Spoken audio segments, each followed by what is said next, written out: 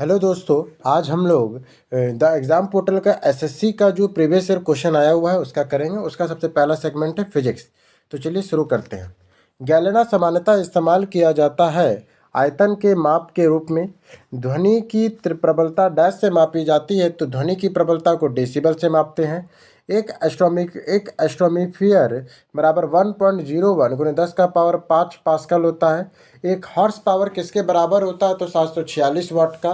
746 वाट को कहा जाता है एक अश्व शक्ति। 1 मीटर किसके बराबर होता है? तो 10 का पावर 6 माइक्रोन के बराबर होता है। परमाणु त्रिज्या किससे मापी जाती है? तो नैनोमीटर से। 1 किलोवाट घंटा ऊर्जा किसके बराबर होता है? तो 36 लाख जूल के बराबर। 1 किलोवाट घंटा बराबर कितना होता है? 36 लाख जूल होता है। 1 किलोवाट बराबर क्या होता है? तो 1000 जूल प्रति सेकंड होता है 1 किलोवाट बराबर। 1 किलोवाट शक्ति के बराबर होता है तो 1000 वाट। 1 किलोवाट शक्ति बराबर होता है 1000 वाट का। 1 न्यूटन बराबर होता है 1 केजी गुने 1 मीटर स्क्वायर। 1 न्यूटन बराबर 1 केजी गुने 1 मीटर स्क्वायर। 1 जूल बराबर 1 न्यूटन गुने 1 मीटर होता है। 1 जूल बराबर क्या होता है? 1 न्यूटन गुने 1 मीटर होता है। प्रवाही उपकरण एक क्षेत्रक मीटर है पिटॉट ट्यूब में। प्रवाही उपकरण एक क्षेत्रक मीटर है पिटॉट ट्यूब में। मल्टीमीटर में होती है वोल्ट मीटर, करंट मीटर और ओम मीटर। मल्टीमीटर में क्या होता है? वोल्ट मीटर, करंट मीटर और ओम मीटर होता है। मल्टीमीटर में वोल्ट मीटर, करंट मीटर और ओम मीटर होता है। स्क्यूबा का प्रयोग गोताखोरों द्वारा पानी के अंदर सांस लेने के लिए किया जाता है। स्कूबा का प्रयोग गोताखोर द्वारा पानी के अंदर सांस लेने के लिए किया जाता है। स्कूबा का प्रयोग। बल त्वरण की दिशा में हमेशा एक समान होता है। बल जो है वो त्वरण की दिशा में हमेशा एक समान होता है। कार्य का कोई दिशा नहीं होती है, केवल परिणाम होता है। कार्य का कोई दिशा थोड़ी ना होता, सिर्फ उसका परिणाम होता है। कार्य करने की क्षमता को ऊर्जा कहते हैं। कार्य करने की क्षमता को ऊर्जा कहते हैं। बल द्वारा किया गया कार्य धनात्मक होता है जब विस्थापन बल की दिशा में होता है। बल द्वारा किया गया कार्य धनात्मक होता है जब विस्थापन बल की दिशा में होता है। किसी वस्तु पे किया गया कार्य किस पर निर्भर करता है? तो वस्तु के द्रव्यमान पर। बल गुने विस्थापन कार्य कहलाती है। बल गुने विस्थापन कार्य कहलाती है। किसी वस्तु पे बल लगाने पर यदि वह गतिशील नहीं होती है तो इसे कहा जाता है कोई कार्य नहीं हुआ है।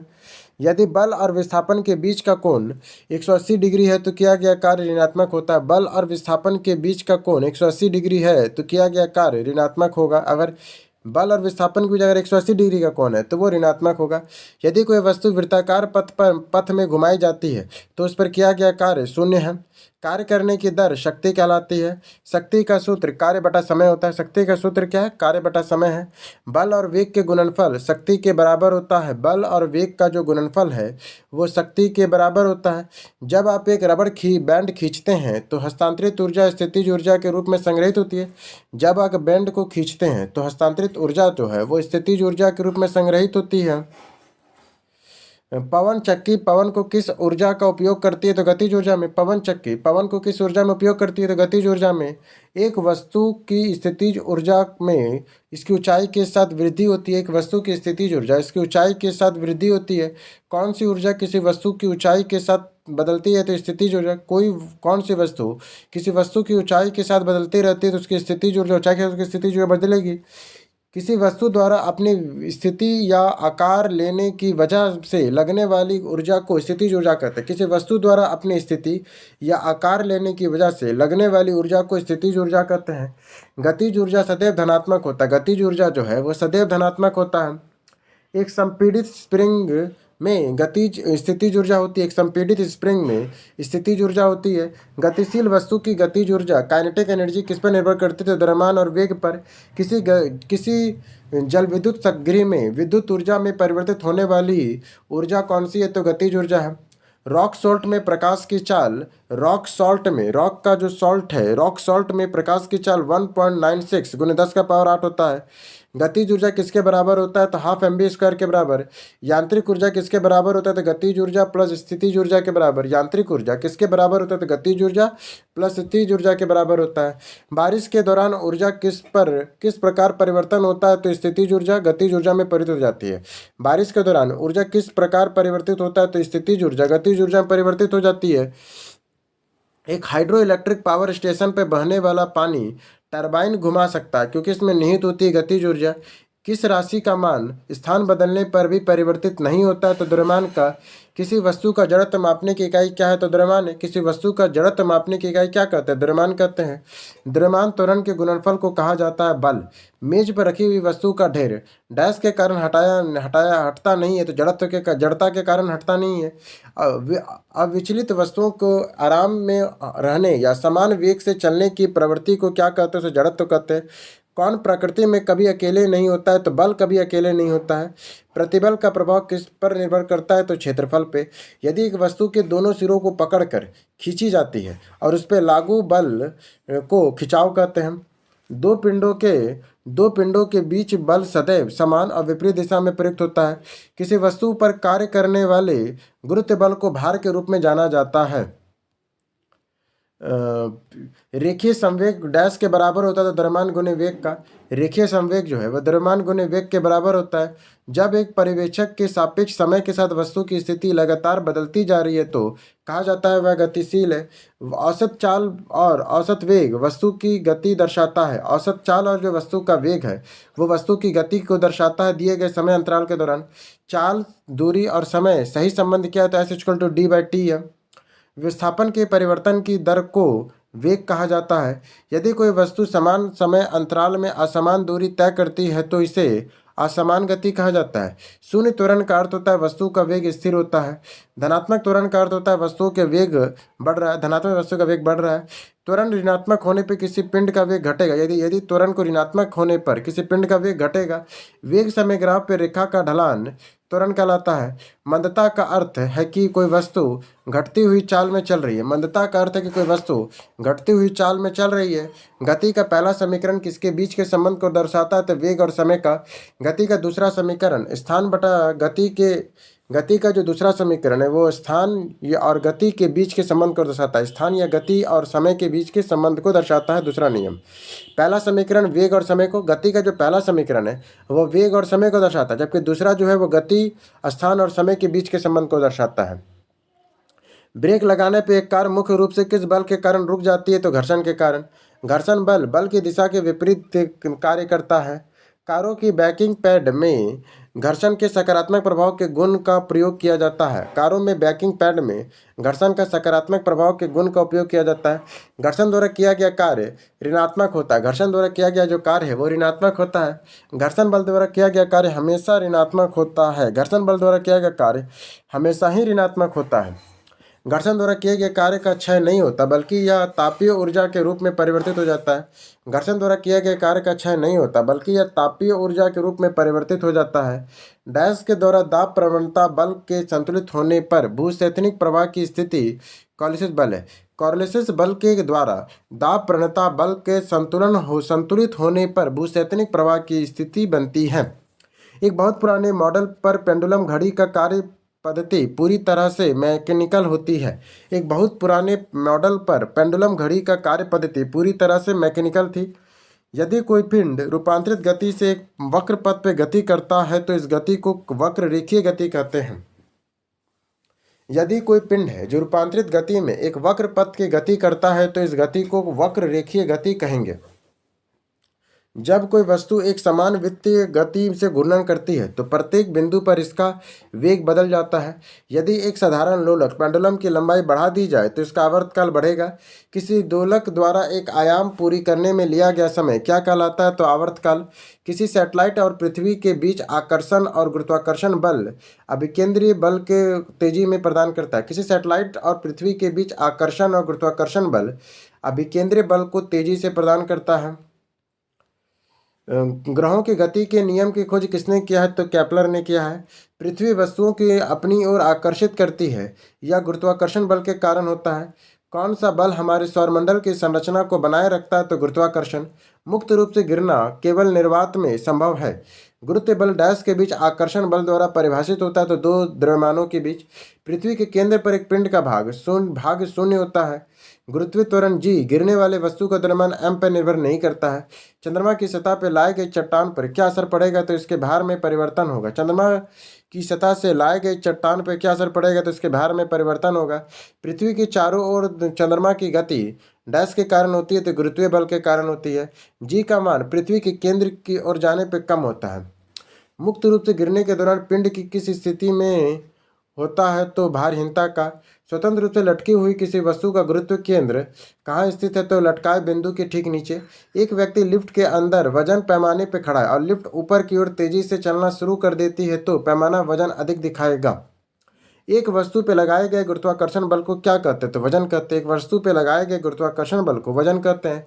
कब कहा जाएगा कि कोई पिंड मुक्त रूप से गिर रहा है जब इस पर केवल गुरुत्व बल कार्य कर रहे हो।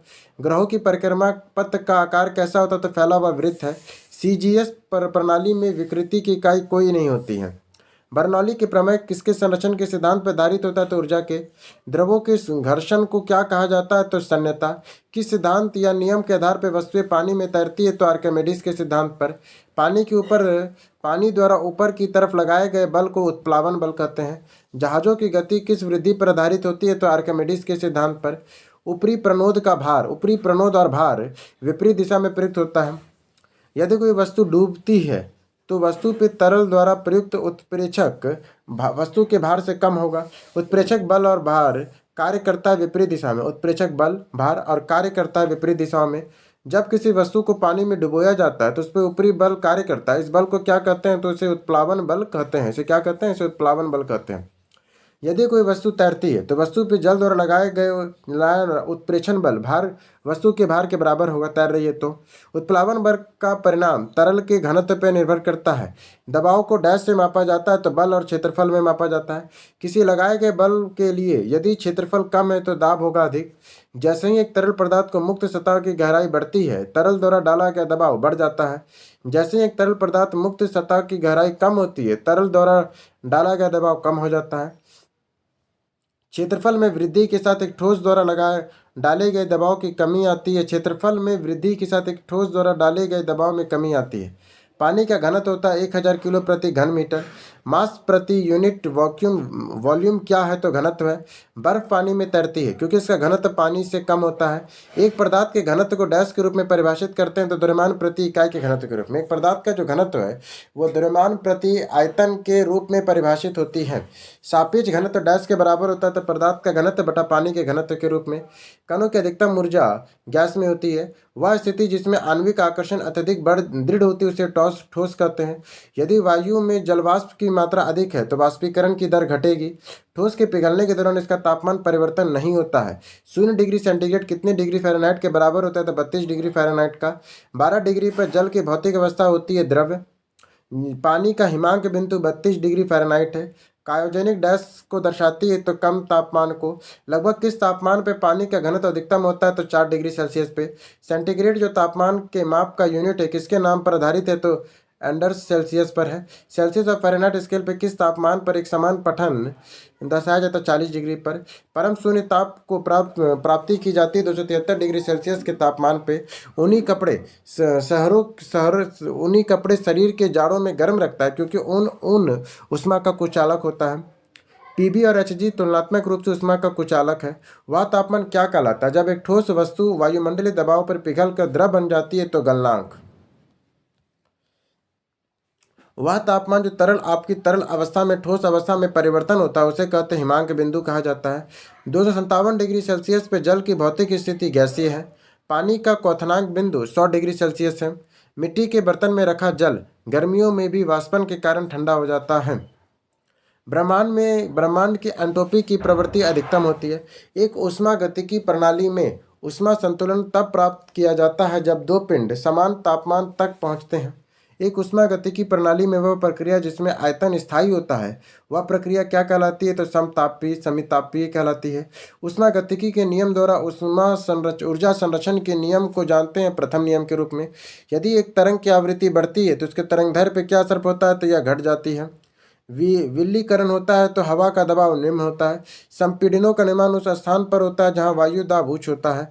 यदि किसी तरंग की आवृत्ति दुगनी हो जाती है तो उसके तरंगदैर्घ्य होती है मूल का आधा। रेडियो द्वारा उत्पादित ध्वनि डैश से बढ़ती है तो आयाम बढ़ने से बढ़ती है। तरंग चाल आयाम तरंगदैर्घ्य और आवृत्ति सभी को कहा जाता है तरंग की विशेषताएं। ध्वनि के संचरण के दौरान माध्यम के कणों में उच्च घनत्व का क्षेत्र संपीड़न कहलाता है। एक तरंग के गर्त की गहराई को इसका आयाम कहा जाता है। एक तरंग के गर्त की गहराई को इसका आयाम कहा जाता है। ध्वनि उत्पन्न होती है वस्तुओं के कंपन होने पर। बिल्कुल मंद ध्वनि की तीव्रता स्तर होती है 0 डेसिबल। सामान्य कान की सामान्य स्वर सीमा 20 हर्ट्ज से लेकर 20 किलो हर्ट्ज तक है। अपसरे के या इन्फोसिक तरंगों की आवृत्ति 20 हर्ट्ज से कम होती है। अपसरे या इंफ्रासोनिक तरंगों की आवृत्ति 20 हर्ट्ज से कम होती है। कौन सी तरंगे चमगादड़ के उनके रास्ते में आने वाली बाधाओं का पता लगाने में मदद करती है? तो पराश्रय करती है। हवा में ध्वनि की गति से अधिक गति सुपरसोनिक रूप में जानी जाती है। ध्वनि के प्रसार अधिकतम होता है ठोस में। ठोस से गैसीय माध्यम में जाते समय ध्वनि की चाल घटती है।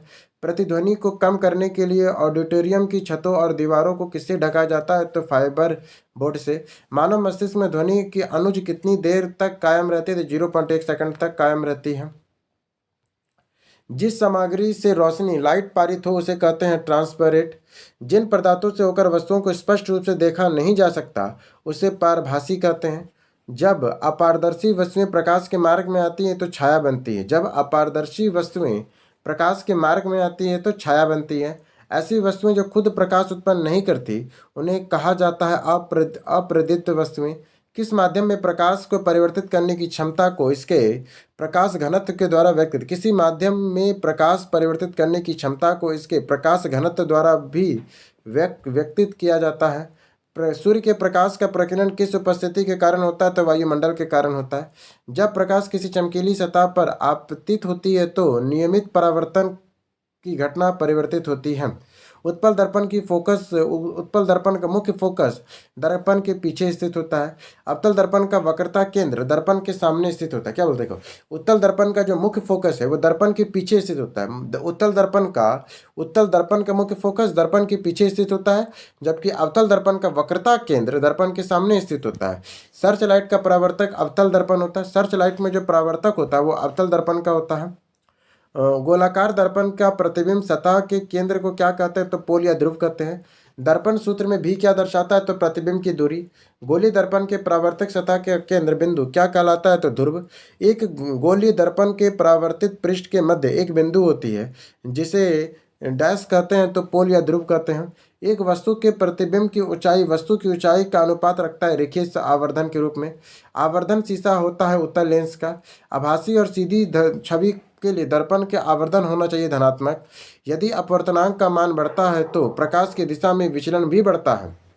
एक चम्मच को टेढ़ा रख दिखता है, किसका उदाहरण है? तो अपवर्तन का उदाहरण है। निर्वात में एक माध्यम से प्रकाश की गति के अनुपात को कहा जाता है रिफ्लेक्टिव इंडेक्स। किसी भी माध्यम में पूर्ण अपवर्तन सूचकांक हमेशा होता है 1 से अधिक। तारे रात में आसमान में क्यों टिमटिमाते हैं? तो नक्षत्र प्रकाश के वायुमंडलीय अपवर्तन के कारण। किस माध्यम में प्रकाश की किरणों में झुकाव को कहा जाता है? तो अपवर्तन। एक लेंस के दो फोकस में मिलने वाली रेखा को मुख्य अक्ष कहलाती है। एक लेंस की शक्ति इसकी फोकस दूरी के व्युत्क्रमानुपाती होती है। अवतल लेंस के नाभिकीय लंबाई ऋणात्मक होती है। मानव आंखों में मौजूदा पीला अंडाकार स्थान सर्वोत्तम दृष्टि क्षेत्र होता है। प्रकाश आंखों में क्रोनिया में से प्रवेश करता है। जो प्रकाश है वो आंखों में क्रोनिया में प्रवेश करता है। दो चालक समान दिशा में धारा ले जाने पर चालक एक दूसरे को आकर्षित करेंगे। एक फ्यूज कार्य सिद्धांत होता है विद्युत धारा द्वारा उत्पन्न ऊष्मा से। विभवांतर के समानुपाती होता है धारा। विद्युत गीजर में विद्युत ऊर्जा को ऊष्मीय ऊर्जा के रूप में रूपांतरित हो जाती है। कंडेंसर एक यांत्रिक युक्ति है जो गैस और वाष्प को ठंडा करके द्रव में परिवर्तित कर देती है। जो कंडेंसर है एक यांत्रिक युक्ति है जो गैस और वाष्प को ठंडा करके द्रव में परिवर्तित कर देती है। संधारित्र का उपयोग हम लोग विद्युत आवेश में स्थित या स्थिर विद्युत ऊर्जा को स्टोर में करने के लिए किया जाता है। धारा नियंत्रक या वह जो करंट को नियंत्रित करके रखता है। ऊष्मा का मापा जाता है कैलोरीमीटर में। चुंबकीय क्षेत्र रेखाएं बंद वक्र बनाती है। विद्युत चुंबक में मृदु लौह कोर होता है। टेलीफोन का आविष्कार कब हुआ था? तो 1876 में। आधुनिक पेंसिल का आविष्कार पहले कहाँ हुआ था? तो यूरोप में। सूर्य केंद्रीय सिद्धांत क्या है? तो कॉपरनिकस है। अतिचालक का आविष्कार किया था जॉन बार्डिन ने। अतिचालक का आविष्कार किसने किया था? तो जॉन बार्डिन ने किया था। स्टेथोस्कोप का आविष्कार किया गया था रेनल लोनेक ने। माइक्रोस्कोप का आविष्कार किया था जैकरियल जॉनसन ने। माइक्रोवेव ओवन यह एक रसोई उपकरण है जो खाना पकाने और खाने को गर्म करने की काम आता है। एलिनोसिलिकेट का सूत्र Al2O3 2SiO2H2O है। गामा किरणों का प्रयोग नाभिकीय अभिक्रियाओं और कैंसर कैंसर लेंस को नष्ट करने में करते हैं। गामा किरणों का प्रयोग हम लोग नाभिकीय अभिक्रियाओं और कैंसर लेंस को नष्ट करने में होता है। रेडियो तरंगों का प्रयोग सेलुलर फोन, रेडियो, टीवी के तरंग संचरण में होता है। सूक्ष्म तरंगों का प्रयोग रडार और उपग्रहों से सूचना भेजने में किया जाता है। सूक्ष्म तरंगों का प्रयोग माइक्रोवेव ओवन में किया जाता है। अवरक्त किरणों का प्रयोग रिमोट कंट्रोल और रोगियों की सिकाई में किया जाता है। किस उपकरण में केवल उत्तल लेंस का प्रयोग होता है? तो माइक्रोस्कोप में केवल उत्तल लेंस का प्रयोग करते हैं। किस उपकरण में केवल उत्तल लेंस ही होता है? तो वो होता है माइक्रोस्कोप में सिर्फ उत्तल लेंस होता है। पेरिस्कोप किसका प्रयोग करता है? तो साधारण शीशा में। पेरिस्कोप में किसका प्रयोग करते हैं? तो साधारण शीशा में करते हैं। अब हम लोग करेंगे केमिस्ट्री, रसायन विज्ञान, केमिस्ट्री। पदार्थ के कणों के बीच आकर्षण बल कार्य करता है जिससे वे एक दूसरे से बंधे रहते हैं। पदार्थ के कणों से बना बना होता है। पदार्थ कणों से बना, जो पदार्थ है वो कणों से बना होता है। पदार्थ के कोनों के बीच अंतर होता है। पदार्थ के कोनों के बीच में अंतर होता है। अभी तक वैज्ञानिकों द्वारा पदार्थ की कितनी अवस्थाएं तय की गई? तो 5। मीथेन एक शुद्ध पदार्थ है। पदार्थ के कणों में गतिज ऊर्जा होती है और तापमान बढ़ने पर कणों की तेज गति तेज हो जाती है। मिश्रित मिश्रण प्रकृति की सामग्री और विषमाग्री दोनों हो सकता है। मक्खन का खट्टा होना रासायनिक परिवर्तन है। मक्खन का जो खट्टा होना एक तरह का रासायनिक परिवर्तन है। पानी का बर्फ में परिवर्तन भौतिक परिवर्तन का उदाहरण है। पानी का बर्फ में परिवर्तन भौतिक परिवर्तन का उदाहरण है। पदार्थ के मूलभूत सिद्धांत किसने प्रतिपादित किया है? तो जॉन डाल्टन ने किया है। परमाणु परमाणु क्या है? तो अविनाशी होता है। परमाणु क्या है? तो अविनाशी होता है। डाल्टन का सिद्धांत रासायनिक संयोजन पर आधारित है। डाल्टन ने परमाणु की अविभाज्यता के बारे में बताया था। कैल्शियम का परमाणु द्रव्यमान 40 होता है। कॉपर सल्फेट CuSO4 5H2O के अणु में जल के 5 अणु होते हैं। जल के कितने अणु है? तो 5 ही अणु है ना। अणु पदार्थों का वह सबसे छोटा कण जो स्वतंत्र अवस्था में होता है। जल के हाइड्रोजन तथा ऑक्सीजन के अनुपात 1:8 है। अणु के गठन करने वाली परमाणुओं की संख्या को परमाणुकता कहते हैं। कार्बन का प्रतीक C होता है। आयोडीन का प्रतीक I होता है। लोहा का प्रतीक Fe होता है। अधातुओं का गलनांक और क्वथनांक निम्न होता है। धातु अपनी वास्तविक स्थिति से मुक्त स्थिति में विद्यमान होते हैं। सौर पैनल में सिलिकॉन धातु प्रयुक्त होता है। धातु ऑक्साइड आमतौर पर बेसिक होता है। 2 या 2 से अधिक पदार्थों का सजातीय मिश्रण को विलयन कहते हैं। परमाणु द्रव्यमान की इकाई AMU 1.6 × 10⁻27 kg है। रदरफोर्ड के अल्फा कण के प्रकीर्णन के फलस्वरूप परमाणु नाभिक की खोज की गई थी। न्यूट्रॉनों का एक कण जिसमें सर्वप्रथम आविष्कार सन 1930 ईस्वी में पाउली ने किया था। इलेक्ट्रॉन की खोज जे थॉमसन ने किया था। इलेक्ट्रॉन पर 1.6 × 10⁻19 कूलॉम आवेश ऋणात्मक आवेश होता है। इलेक्ट्रॉन का द्रव्यमान 9.1 × 10⁻31 kg है। नाभिक भौतिक का जनक रदरफोर्ड को माना जाता है। फास्फोरस का इलेक्ट्रॉनिक विन्यास 287 होगा। फास्फोरस का क्या होगा? क्योंकि उसका 15 होता है तो 285 हो गया। सल्फर का 16 होता है तो 286 हो गया इलेक्ट्रॉनिक विन्यास। क्लोरीन का 17 होता है तो 287 हो गया। मैग्नीशियम का 12 होता है तो 282 हो गया इलेक्ट्रॉनिक विन्यास। बाह्यतम कोश में उपस्थित इलेक्ट्रॉनों की संख्या को संयोजक इलेक्ट्रॉन भी कहा जाता है। धातुओं के बाह्यतम कोश में इलेक्ट्रॉन 1 से लेकर 1, 2 और 3 ही हो सकते हैं। धातुओं में एक तत्व का इलेक्ट्रॉनिक विन्यास 2881 है। यह तत्व पोटेशियम होगा क्योंकि पोटेशियम का 19 होता है। यह हाइड्रोजन के समस्थानिक ड्यूटेरियम एक प्रोटॉन है और एक न्यूट्रॉन होता है। हाइड्रोजन एटम में कितने न्यूट्रॉन होते हैं? तो कुछ नहीं होता है। हाइड्रोजन का भविष्य ईंधन कहा जाता है। तत्व जिनकी द्रव्यमान संख्या एक समान परंतु भिन्न परमाणु संख्या क्या कहलाता है? तो आइसोबार। रेडियम किस खनिज से प्राप्त किया जाता है? तो पिंच ब्लेड से। परमाणु बल सिद्धांत की खोज हिकेजी युकावा ने किया था। परमाणु बल के सिद्धांत की खोज हिदेकी युकावा ने किया था। बोसॉन कण की खोज SN बोस ने किया था। कोस्कोग्राफ की खोज JC बोस ने किया था। रेडियो एक रेडियो एक्टिव तत्व होता है। यूरेनियम चमकदार सफ़ेद रंग की धातु है। मेटास्टैटिक स्थिति कैंसर में स्टेशियम 79 समस्थानिक का प्रयोग होता है। थायराइड कैंसर में आयोडीन 131 समस्थानिक का प्रयोग करते हैं। परमाणु हथियार का उपयोग किए जाने वाले सबसे आम समस्थानिक यूरेनियम 235 और प्लूटोनियम 239 का प्रयोग होता है। परमाणु बम नाभिकीयता विखंडन पर आधारित होती है। परमाणु बम के नाभिकीय विखंडन पर आधारित होती है। कार्बन परमाणु की संयोजकता के कोष में उपस्थित इलेक्ट्रॉनों की कुल संख्या 4 होती है। मीथेन में एकल बंध होता है। सोडियम क्लोराइड NaCl और MgCl2 आयनिक यौगिक होते हैं। सोडियम क्लोराइड में NaCl और MgCl2 आयनिक यौगिक होते हैं। कैल्शियम क्लोराइड CaCl2 एक आयनिक यौगिक है। एथेन का रासायनिक सूत्र C2H6 होता है। एथेन का रासायनिक सूत्र C2H6 होता है। साइकोहेक्सेन एक संतृप्त हाइड्रोकार्बन है। साइकोहेक्सेन एक संतृप्त हाइड्रोकार्बन है। वैसे संयोजी यौगिक सामान्यतः जल में विलय होते हैं और पेट्रोल में अविलय होते हैं। आयनिक यौगिक का गलनांक और क्वथनांक उच्च होता है। आयनिक यौगिक ठोस होते हैं जैसे NaCl, KCl और CuSO4।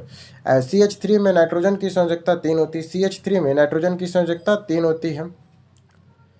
बड़े परमाणु वाले तत्वों के बने बंध होते हैं कमजोर। बड़े परमाणु के जो तत्वों के जो बंध होते हैं वो कमजोर होते हैं।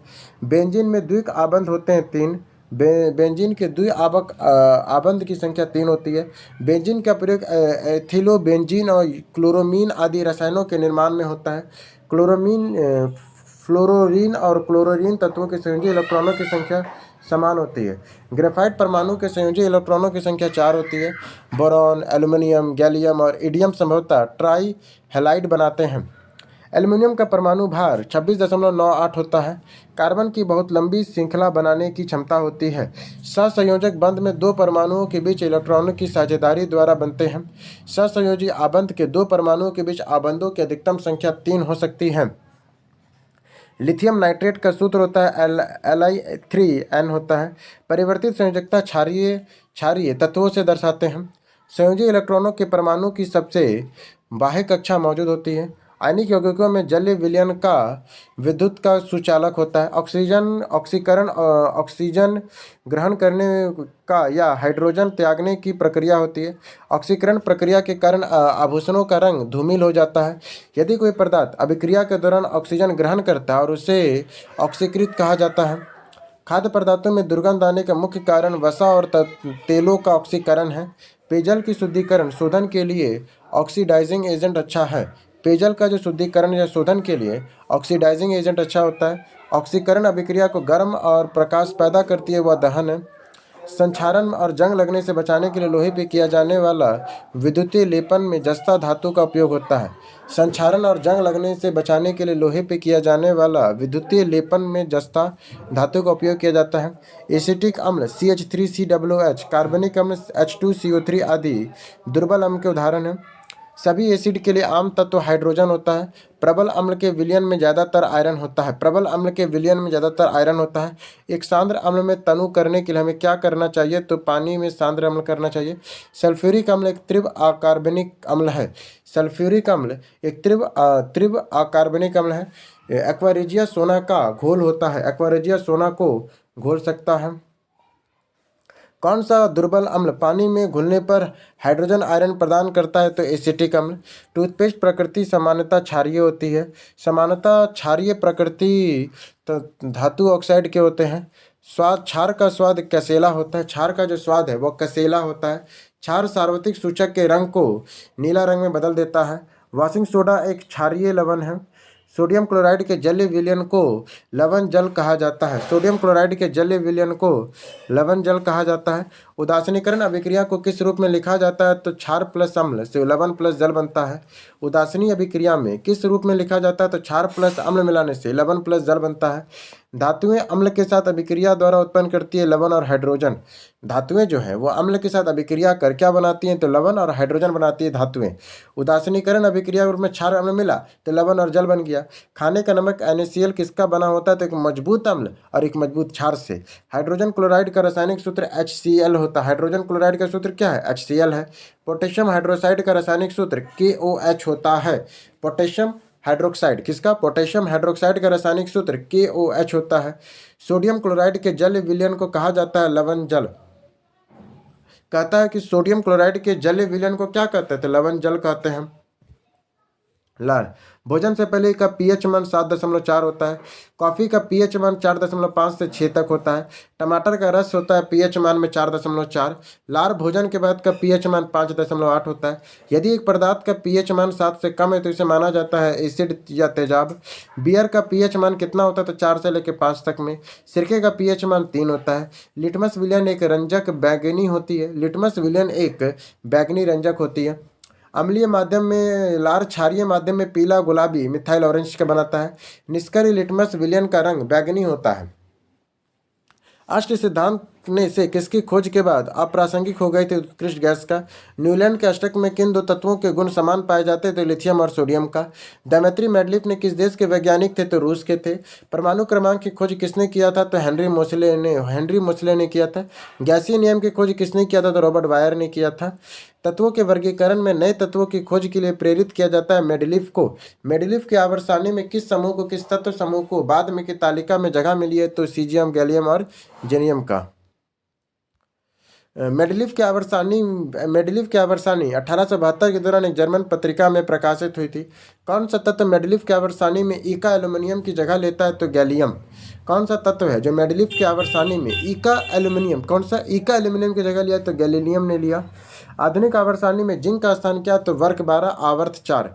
जिंक का स्थान क्या है? तो वर्ग में 12 और आवर्त में चौथा है ये। परमाणु क्रमांक को सूचित किया जाता है परमाणु क्रमांक को Z से, परमाणु भार को A से। आधुनिक आवर्त सारणी में 18 समूह और 7 आवर्त है। आधुनिक आवर्त सारणी में समूह 2 में तत्वों की संयोजकता कितनी है? तो 2 है। हैलोजन के आधुनिक आवर्त सारणी में किस समूह में रखा गया? तो 17वें समूह में रखा गया हैलोजनों को। आवर्त सारणियों के समूह 2 के क्षारीय मृदु धातु के रूप में जाना जाता है। Fe का परमाणु संख्या 26 और इसका तथा घनत्व 7.86 ग्राम प्रति सेंटीमीटर होता है, घन सेंटीमीटर होता है। टेल्यूमिनियम का परमाणु क्रमांक 62 होता है। मैग्नीशियम नामक धात्विक तत्व के 3 कोषीय और 2 संयोजी होते हैं, इलेक्ट्रॉन होते हैं। कार्बन किस समूह या आवर्त में मौजूद है? तो समूह 14 आवर्त 2 में। प्राकृतिक रूप से उपलब्ध तत्वों की संख्या 94 है। प्रयोगशाला प्रक्रियाओं के माध्यम से खोजे गए तत्वों की संख्या 24 है। आवर्त सारणी के न्यूनतम प्रक्रियाशील तत्व उत्कृष्ट गैस है। प्रथम आवर्त में केवल 2 तत्व हैं, सबसे छोटा आवर्त है। दूसरा और तीसरे आवर्त में 8 तत्व होते हैं। दूसरे और तीसरे आवर्त में 8 तत्व होते हैं, पहला में सिर्फ 2 तत्व हैं। चौथे और पांचवें आवर्त में 18 जिसे दीर्घ आवर्त भी कहते हैं। छठे आवर्त में 32 तत्व जो सबसे बड़ा आवर्त है। सातवां आवर्त अपूर्ण है। छठे आवर्त के तीसरे वर्ग में परमाणु संख्या 57 से 71 तत्व के को हम लोग लेथोनाइड कहते हैं। छठे आवर्त के तीसरे वर्ग के परमाणु 57 से 71 तक के तत्व को इन्हें हम लोग लेथोनाइड कहते हैं। वही सातवें आवर्त के तीसरे वर्ग के परमाणु संख्या 79 से 103 तक के तत्वों को एक्टिनोनाइड कहते हैं, एक्टिव नाइड कहते हैं। परमाणु संख्या 57 तत्व संबोधित करता है डी ब्लॉक को। आधुनिक आवर्त सारणी में चौथे आवर्त में कितनी उपधातुएं हैं? तो कितनी उपधातुएं हैं? तो 2 उपधातुएं हैं। लेथेनाइड और एक्टिनाइड क्या है? तो एफ ब्लॉक के तत्व हैं। डी ब्लॉक में कुल 40 तत्व हैं। पी ब्लॉक में कुल 31 तत्व हैं। अक्रिय गैसों को पी ब्लॉक कहा जाता है। अक्रिय गैसें किसमें है? तो पी ब्लॉक में है। एफ ब्लॉक के तत्व आंतरिक संक्रमण तत्वों की कुल संख्या 28 होती है। डी ब्लॉक के तत्वों को संक्रमण तत्व कहा जाता है। सल्फर का परमाणु क्रमांक 16 होता है। आवर्त सारणी में कौन सा समूह शून्य समूह के रूप में भी जाना जाता है? तो समूह 18 में। कैलिफोर्नियम किसका सदस्य है? तो एक्टिनोइड श्रेणी का।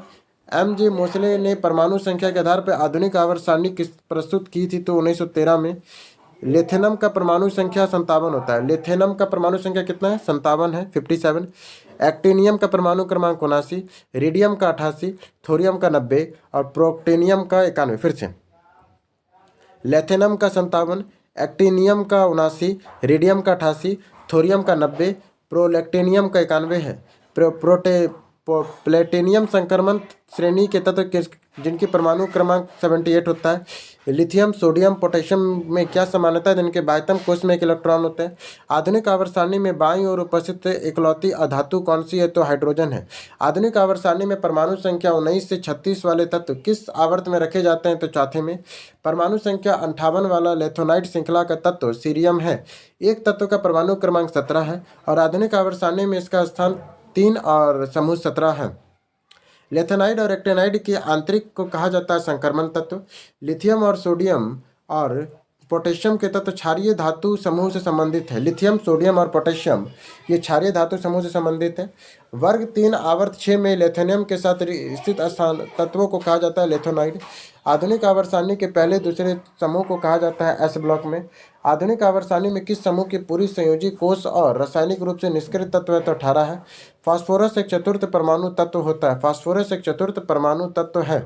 डी ब्लॉक के तत्व किसमें पाए जाते हैं? तो दूसरे से 13, 3 से 12 के बीच में। आधुनिक आवर्त सारणी में किन दो आवर्तों के प्रत्येक 8 तत्व होते हैं? तो 2 और 3 में 8 तत्व होते हैं।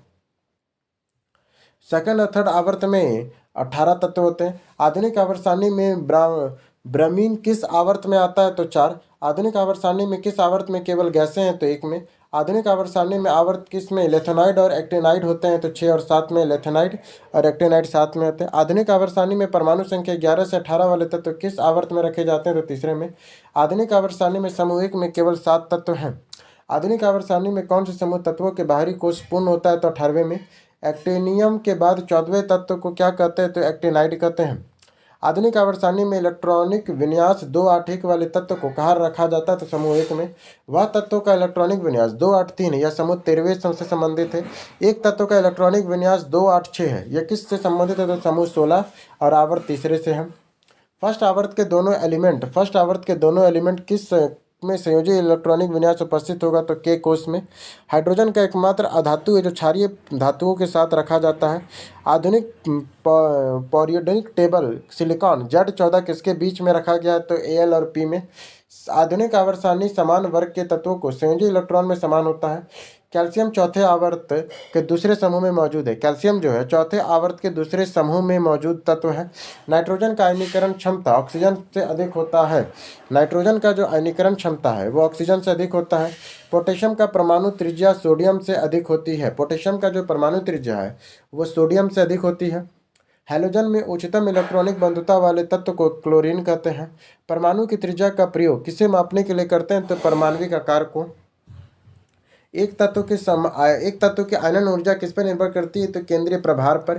किस तत्व की आयनीकरण क्षमता को प्रभावित करने वाला एक कारक है? तो वह परमाणु आकार है। सोडियम से क्लोरीन की ओर जाने पर परमाणु का आकार घटता है। प्लेटिनियम का घनत्व कितना है? तो 21.45 ग्राम प्रति क्यूबिक है। ऑस्मियम का घनत्व कितना होता है? तो 22.69 ग्राम प्रति क्यूबिक सेंटीमीटर है। पारा का घनत्व 13.60 ग्राम प्रति क्यूबिक है। लेड का घनत्व कितना होता है? तो 11.34 ग्राम प्रति क्यूबिक। जल की कठोरता किसका प्रयोग करके दूर की जाती है? तो धोवन सोडा का। अल्कोहल सोडियम के साथ अभिक्रिया करके किस गैस का निर्माण करता है? तो हाइड्रोजन का। अल्कोहल जो है वो सोडियम के साथ अभिक्रिया कर कौन से गैस का निर्माण करता है? तो हाइड्रोजन का। ड्यूटेरियम का द्रव्यमान संख्या 2 होता है। जब एक जस्ता धातु के टुकड़े को हाइड्रोक्लोरिक अम्ल में रखा जाता है तो कौन सा गैस उत्पन्न होता है? तो हाइड्रोजन। हाइड्रोजन के इलेक्ट्रॉनिक विन्यास किससे मापा जाता है? तो क्षारीय धातु से। ओजोन में ऑक्सीजन के कितने परमाणु होते हैं? तो 3। ऑक्सीजन के एक अणु में ऑक्सीजन के कितने परमाणु हैं? तो 2। ऑक्सीजन के आणविक द्रव्यमान कितना है? तो 32। ऑक्सीजन के एक अणु में दोहरा सहसंयोजक बंध होता है। किस गैस का उपयोग खाद्य पदार्थों को ऑक्सीकृत करने से रोकने के लिए करते हैं? तो नाइट्रोजन को। अमोनिया का रासायनिक निर्माण किस प्रक्रिया से होता है? तो हैबर विधि से। नाइट्रोजन के प्रयोग विद्युत बल्ब में किया जाता है क्योंकि दहन को समर्थन नहीं करता है। नाइट्रोजन गैसों का उपयोग चिप्स में ऑक्सीकृत होने से रोकने के लिए किया जाता है। अमोनिया को तीखी होती है गंध के कारण। अमोनिया सल्फेट का रासायनिक सूत्र NH4 का होल ट्वाइस SO4 होता है। तरल नाइट्रोजन का क्वथनांक कितना होता है? तो 196 डिग्री सेल्सियस। किस गैस को हंसने वाली गैस कहते हैं? तो नाइट्रस ऑक्साइड को। पृथ्वी के वायुमंडल में आर्गन 0.9% होता है। फास्फोरस में पानी को रखा जाता है ताकि आग पकड़ने से बचे। फास्फोरस की परमाणुकता 4 होती है। गंधक का परमाणु बहुपरमाणविक है। सफ़ेद फास्फोरस में पानी को संग्रहित किया जाता है। फास्फोरिक एसिड का रासायनिक सूत्र H3PO4 है। ब्लीचिंग पाउडर बनाने के लिए किस गैस का प्रयोग करते हैं? तो क्लोरीन का। किन तत्वों के बाह्यतम कोश में 7 संयोजी इलेक्ट्रॉन होते हैं? तो हैलोजन का। फ्लोरीन क्या है? तो द्विपरमाणु है। हैलोजन का सर्वोत्तम ऑक्सीकारक एजेंट F2 है। किसका प्रयोग पीने के पानी को कीटाणु रहित करने के लिए किया जाता है? तो ब्लीचिंग पाउडर का। समुद्र हैलोजन का सबसे बड़ा स्रोत है। अधातुओं में कौन सा चमकदार होती है? तो आयोडीन। 35, 53, 85 के परमाणु संख्या के तत्व हैलोजन से। आर्गन में एक परमाणु होता है। क्रिप्टॉन एक गैस निष्क्रिय है। सल्फर बहुपरमाणविक होता है। प्याज काटते समय आंखों में जलन पैदा करने वाला यौगिक कौन है? तो सल्फर है। कार्बन किस रूप में प्रयोग शुष्क स्नेहक के रूप में करते हैं? तो ग्रेफाइट का। आग बुझता है CO2 से। कार्बन के किस अपरूप में संरचना भूगर्भीय ग्लोब के समान होती है? तो फ्लोरीन का। सोडा एसिड अग्निशामक यंत्रों का प्रयोग किए जाने वाला लवण को सोडियम हाइड्रोजन कार्बोनेट कहते हैं। न्यूटेरियम किसका लैटिन नाम है? तो सोडियम का।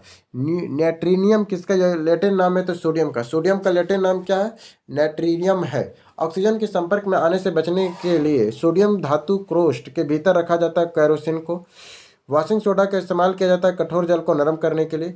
जल में वॉशिंग सोडा मिलाकर जल की स्थायी कठोरता को दूर किया जा सकता है। सोडियम एक क्षार धातु है। Na2O एक क्षारीय ऑक्साइड है।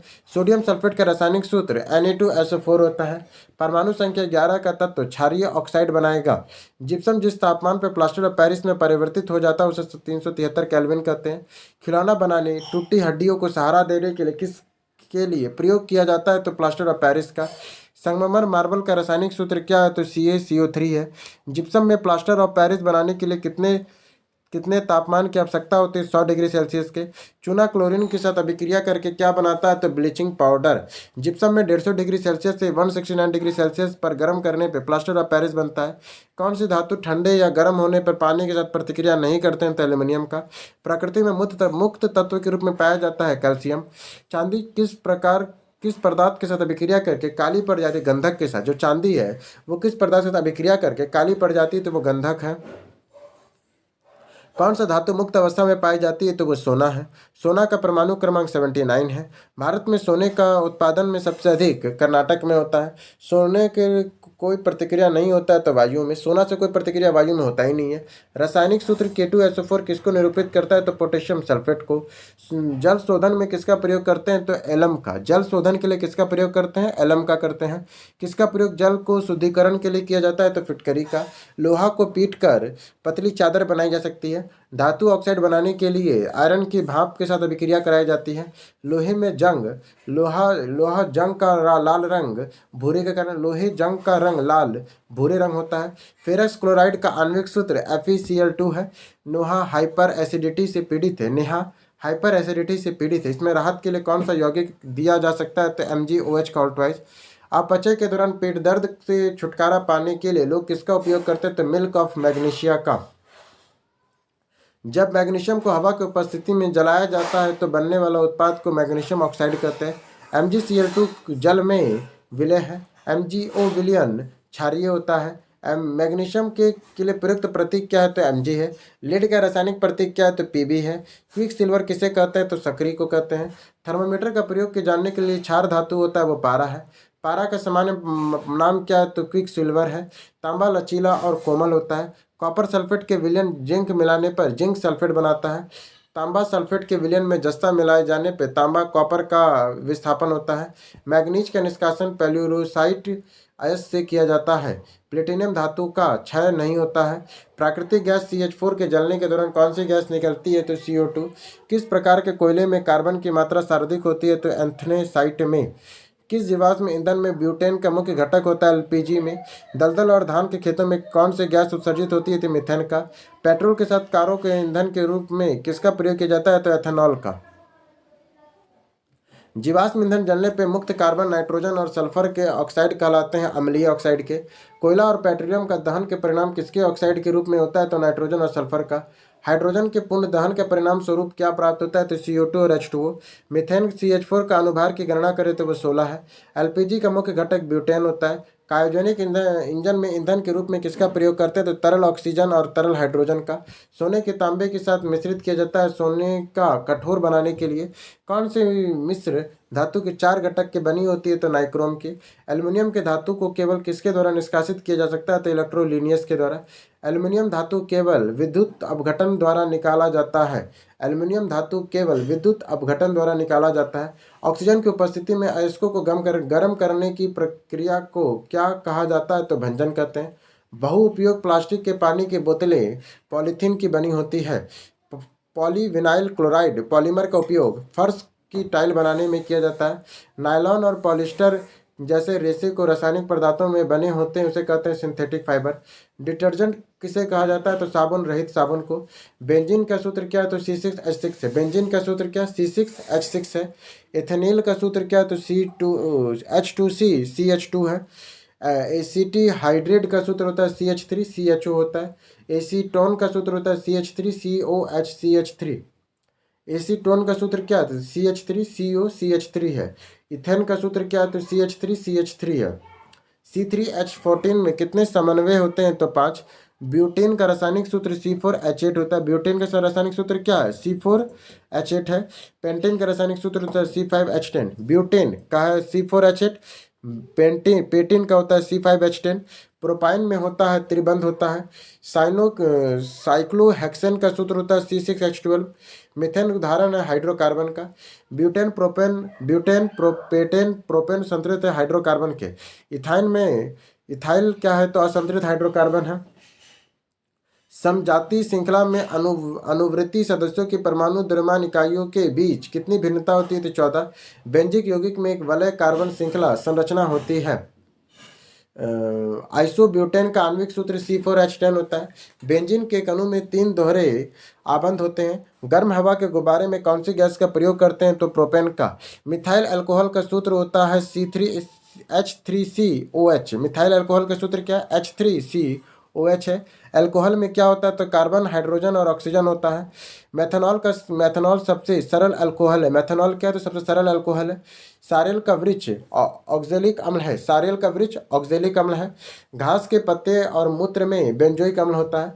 आंवला खट्टेपन और प्याज में एस्कार्बिक अम्ल होता है। शीतल पेय पदार्थों में कार्बोनिक एसिड C2SCO3 होता है। लीड नाइट्रेट को गर्म करने पर PbO ठोस यौगिक बनाता है। लीड नाइट्रेट को गर्म करने पर PbO ठोस यौगिक बनता है।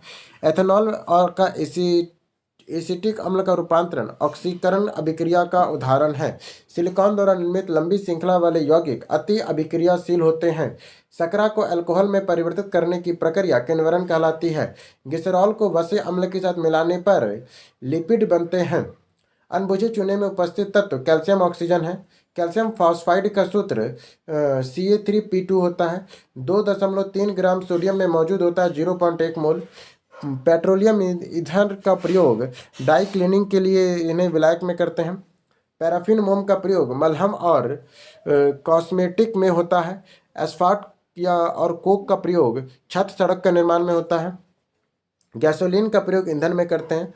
समुद्र में फैले तेल को हटाने के लिए तेल जैम्पर तकनीक किसके द्वारा विकसित किया गया है? तो TERI द्वारा। HCFCS का विस्तार है हाइड्रोक्लोरोफ्लोरोकार्बन में। गैस की लौ का कौन सा भाग सर्वाधिक गर्म होता है? तो नीला। किस साधन हेतु मुख्यतः UHT प्रयोग करते हैं? तो दूध का। बिजली की एक सेल में कितने टर्मिनल होते हैं? तो 2 टर्मिनल होते हैं। पदार्थ के विभाजन के विचार को भारत में लंबे समय तक माना जाता है। पदार्थ अवस्थाओं में स्थायी नहीं है। पदार्थ की अवस्थाएं स्थायी नहीं होती है। पदार्थ की अवस्थाएं तापमान और दबाव को परिवर्तित कर बदलती जा सकती है। टेल्क खनिज सबसे नरम होता है। जलीय अणुओं द्वारा आकर्षित होने वाले समूह को कहा जाता है हाइड्रोक्लोरिक। क्या कहते हैं? हाइड्रोक्लोरिक कहते हैं। जिंक धातु होते हैं ग्रे। जिंक धातु कैसा है? तो ग्रे है। सल्फर डाइऑक्साइड होता है पूर्ण ग्रेड के रूप में। लीड आयोडीन होता है पीला रंग का। हाइड्रोजन का परमाणु आकार 10⁻⁻10 मीटर है। सिरका किसमें घुलनशील है? तो HF में। कोयले और पेट्रोलियम के दहन में नाइट्रोजन और सोडियम S के अभिक्रिया का निर्माण करता है सल्फर का। पदार्थ के कणों के बीच आकर्षण बल तांबे की छड़ में अधिकतम होता है। जो पदार्थ के कणों के बीच जो आकर्षण बल है वो तांबे की छड़ में अधिकतम होता है। एक सोलर सेल बना होता है सिलिकॉन का। एक सोलर सेल जो है किसका बना हुआ है? तो सिलिकॉन का है। भारी जल शब्द नाभिकीय शक्ति उत्पादन संयंत्र से संबंधित है। जल किस क्रिया का संसाधन है? तो चक्रीय है। धनावेशित आयतन को धनायन कहा जाता है। कौन सा अम्ल आईवॉस का घटक है? तो बेरिक एसिड है। ब्यूटेन गैस में विक टाइप लाइट से भरी जाती है। उर्वरकों के थैले में मुद्रित अक्षर NPK क्या दर्शाते हैं? तो नाइट्रोजन, फास्फोरस और पोटेशियम। सिंधा नमक का खनिज नाम क्या है? तो हेलाइट है। क्वांटम नंबर क्या होता है? तो संख्यात्मक मूल्य है। NPK 12, 32, 16 डैश में होते हैं तो अनुपात में होते हैं। एक परमाणु या अणु में 1 ग्राम परमाणु द्रव्यमान के अणुओं या अणुओं की संख्या निश्चित 6.022 × 10⁻23 होता है। इस तरह हमारा केमिस्ट्री खत्म। आप करेंगे बायोलॉजी। अब करेंगे बायोलॉजी। जीव विज्ञान में कौन सी शाखा वंशानुक्रम पैटर्न के माध्यम से केंद्रित होती है? तो अनुवांशिकी। कोशिका के अध्ययन को साइटोलॉजी कहते हैं। पुरुषों में बांझपन और यौन रोग का अध्ययन को एंडोलॉजी कहलाता है। कृषि में पौधे के पोषण और जीवों के अध्ययन को एग्रोबायोलॉजी कहलाता है। एनाटॉमी के अंतर्गत स्नायुबंधन के अध्ययन को डेस्मोलॉजी कहलाता है। प्राकृतिक वातावरण में रहने वाले जीवों के बीच अंतर संबंधों का अध्ययन को बायो इकोलॉजी कहलाता है। कौशिफ का अध्ययन क्रेफिस का अध्ययन को एस्ट्राकोलॉजी कहते हैं। कैफिस के अध्ययन को एस्ट्राकोलॉजी कहते हैं। शरीर रचना के अंतर्गत स्नायुबंध का अध्ययन को डेस्मोलॉजी कहलाता है। यकृत, पित्ताशय, थैली और अग्नाशय के साथ साथ उनके विकारों के अध्ययन को हेपेटोलॉजी कहते हैं। अल्सर के अध्ययन को हेलोकोलॉजी कहते हैं। अल्सर का अध्ययन क्या कहलाता है? हेल्कोलॉजी कहलाता है अल्सर का अध्ययन को। धार्मिक और मानवीय प्रयास ईश्वर शक्ति का अध्ययन नॉथोलॉजी कहलाता है। धार्मिक और मानवीय प्रयास ईश्वर शक्ति के अध्ययन को एंथनोलॉजी कहते हैं। नदियाँ, झील, तालाबे, जलप्रपात आदि भूमि और जो समुद्र से अलग है उसका अध्ययन को सैरोविज्ञान कहते हैं। जंतु विज्ञान किसका अध्ययन है? तो जानवरों का है। जीवाश्म विज्ञान के अंतर्गत प्राणियों और पादपों के अवशेषों का अध्ययन करते हैं। वनस्पति विज्ञान की वह शाखा है जिसमें वनस्पति और लोगों के पारंपरिक संबंधों के वैज्ञानिक अध्ययन किया जाता है, उसे लोक वनस्पति कहते हैं। मानव शास्त्र और मानव विज्ञान के अध्ययन को नीव विज्ञान कहते हैं। मानव शास्त्र और मानव विज्ञान के अध्ययन को नीव विज्ञान कहलाते हैं। जड़ी बूटियों के अध्ययन को औषधि विज्ञान कहते हैं। प्रोकैरियोटिक राइबोसोम ऑफ उप इकाई संरचना कैसी है? तो 50S और 30S है। किस प्राणी जद ऊतक में चपटी कोशिकाएं होती है? तो सल्की उपकला में। केशुरखी की यकृत कोशिकाएं SCR द्वारा कौन सा महत्वपूर्ण कार्य किया जाता है? तो औषधियों के विषों का निवारिशीकरण। कोशिका विभाजन दो प्रकार के होते हैं, समसूत्री विभाजन और अर्धसूत्री विभाजन। माइटोकॉन्ड्रिया की खोज 1857 में अल्बर्ट वॉन कॉलिकल ने किया था। अंतर्द्रव्य जलिका की रचना प्लाज्मा झिल्ली के समान है। अंतर्द्रव्य की जो जलिका है किसकी का रचना प्लाज्मा झिल्ली के समान है। रॉबर्ट हुक की कोशिकाओं की खोज किस प्रकार हुई थी? तो कॉर्क के निरीक्षण करते हुए हुई थी। ऊर्जा युक्त कार्बनिक पदार्थों का ऑक्सीकरण माइटोकॉन्ड्रिया में होता है। मेटाफेज समसूत्री विभाजन का द्वितीय चरण होता है। लाइसोसोम यूकैरियोटिक कोशिकाओं में पाए जाते हैं। पादप कोशिका आकार में जंतु कोशिका से बड़ी होती है। पादप कोशिका की कोशिका भित्ति सेल्यूलोज की बनी होती है। पादपों के रसधानी रिक्तियाँ जंतु कोशिकाओं की तुलना में बड़ी होती है। जंतु कोशिकाओं की रसधानी रिक्तिका बहुत छोटा और अस्थायी होता है। अर्धसूत्रण के परिणाम स्वरूप परिणामी कोशिकाओं के गुणसूत्रों की संख्या आधी रह जाती है। नाभिकीय कोशिका की DNA की ब्लूप्रिंट के अव्यय अपने में समाहित रखता है। जंतुओं की कोशिकाओं में मुख्य पाया जाता है लाइसोसोम। जंतुओं की कोशिका मुख्यतः क्या पाया जाता है? लाइसोसोम पाया जाता है। शरीर में चोट लगी मरम्मत के केवल समसूत्रण सेल विभाजन का प्रयोग किया जाता है। इसे परोक्ष कोशिकाएं विभाजन भी कहते हैं। भोजन की कमी के समय लाइसोसोम साइटोप्लाज्मा में स्थित प्रोटीन, लिपिड और कार्बोहाइड्रेट का पाचन करता है। इसी कारण इसे आत्महत्या की थैली कहते हैं। तंत्रिका कोशिका में कोशिकाएं विभाजन नहीं होती। तंत्रिका कोशिका की कोशिकाएं विभाजन नहीं होती है। इसके बाद समसूत्री विभाजन मुख्यतः जनन कोशिकाओं के अतिरिक्त सभी जीवित कायिक कोशिकाओं में होते हैं। जीव विज्ञान में जल की मात्रा लगभग में 80%, प्रोटीन 15%, वसाएं 3% और कार्बोहाइड्रेट 1% और कार्बनिक अकार्बनिक अम्ल 1% होते हैं। लवक के कितने प्रकार होते हैं? तो हरित लवण, अवर्णी लवण, अवर्णी लवक। पनहरित क्लोरोफिल वर्णक कोशिका में किस घटक में मौजूद होते हैं? तो हरित लवक में। कोशिका के केंद्रक के अतिरिक्त किन कोशिकांगों में अपना DNA और राइबोसोम होता है? तो लवक और माइटोकॉन्ड्रिया में। लवक पादप कोशिकाओं के कोशिका द्रव्य में पाए जाने वाले गोल या रचना को अंडाकार होता है। अवशिष्ट उत्पादों में पादप कोशिकाओं के अंदर क्या कहाँ संचित किया जाता है? तो रसधानी में। क्लोरोफिल मैग्नीशियम तत्व में उपस्थित होता है। क्लोरोफिल सूर्य के प्रकाश को अवशोषित करता है और ऊर्जा देता है। क्रोमोप्लास्ट में रंगीन लवक है। इसे जैथ्रोफिल और कैरोटीन लाल नारंगी रंग का वर्णक कहते हैं। ल्यूकोप्लास्ट ये रंगीन प्लास्टिक होते हैं जो मुख्य रूप से एक पादप कोशिका में खाद्य पदार्थों को संग्रहित करते हैं। जामुन, प्याज, अनार, अंगूर, टमाटर, चकोबेरी आदि पाया जाता है एंथोसायनिन में। रक्त का नीला बनता है जिसमें लौह की बजाय तांबा मौजूद है। ऑक्सोपक्स, मकड़ियाँ, केकड़े और बिच्छू में पाया जाता है हीमोसायनिन। रक्त को लाल बनाता है तथा सभी कोशिकाएं कुछ को कोशिकाओं में पाया जाता है हीमोग्लोबिन। रक्त को गुलाबी बनाया जाता है हीमो इरेथिन से। कौन सा उत्तक विरेक नलिकाओं की भित्तियों का निर्माण करता है? तो उपकला उत्तक है। माइटोकॉन्ड्रिया की विचित्र अंगक इसीलिए कहा जाता है क्योंकि इसमें राइबोसोम और डीएनए होता है। स्टेरिफाइड सिलेक्सम एपिथेलियम में मौजूद होता है। त्वचा, मानव त्वचा का सबसे बाहरी हिस्सा को एपिडर्मिस कहते हैं। स्वतंत्र कोशिकाएं संयोजी ऊतक में पाई जाती है तो हिस्टामिन से। अकेशुतक तत्व मांसपेशियों के बीच एक पूरक तत्व फिब्रिल ट्यूब्स का काम करता है, वो हिस्टामिन है। पुराने जाइलम ओल्ड जाइलम किस प्रकार के अपशिष्ट उत्पादों को संग्रहित करता है? तो रेजिन और गोंद का। पौधे अपने अपशिष्ट उत्पादों को किन विभिन्न भागों में संग्रहित करते हैं? तो पत्तियां, रसधानी, पुराने जाइलम में। पत्तों पादपों में अपशिष्ट उत्पादों को संग्रहण हेतु किन स्थान साइट का उपयोग करते हैं? तो वास्तविक और उल्टा का। फ्लोएम पौधे में कार्बनिक पोषक तत्वों में परिवर्तित और वितरण प्रभारी है संवहनी ऊतकों का।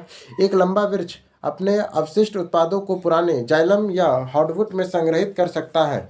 पैरेन्काइमा एक प्रकार का सरल स्थायी ऊतक है।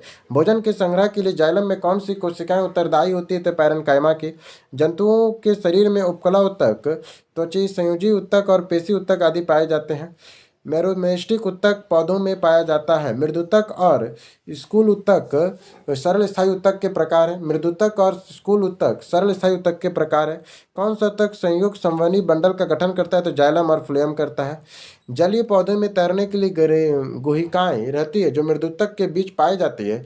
इन प्रकार के मृदुतक वायुतक या एरेन्काइमा कहा जाता है। पेड़ों के बाह्य त्वचा का मुख्य कार्य पौधों की संकुलन तथा संक्रमण की रक्षा करना है। स्थायी ऊतकों के निर्माण के लिए स्थायी संरचना, आकार और क्रिया अपनाने की प्रक्रिया को कहा जाता है विभेदन। क्वारेन्काइमा ऊतक में कोशिकाएं सेलुलोज और प्रोलेक्टिन के कोनों पर मोटी हो जाती है। क्वारेन्काइमा ऊतक की कोशिकाएं सेलुलोज और प्रोलेक्टिन के कोनों पर मोटी हो जाती है। सिव ट्यूब और सह कोशिकाएं मुख्य रूप से पौधे के भोजन के संचरण के लिए उत्तरदायी होती हैं। लेगिन के जमाव के कारण दृढ़ ऊतक की कोशिका भित्ति मोटी होती है। जल को तने द्वारा जड़ के पत्तियों तक पहुंचाना वही विहिनिकाय कहलाती है। पौधे की जड़ से जल तथा खनिज लवण को पत्ती तक पहुंचाना वहिकाएं है। मुख्यतः पौधे के यांत्रिक सहारा प्रदान करती है जाइलम तंतु। किनारे की ओर पानी के पार्श्व संवहन में मदद करता है जाइलम मृदुतक। कौन सा ऊतक अंतःकोशिकीय क्षेत्र में बड़ा है? तो पैरेन्काइमा है।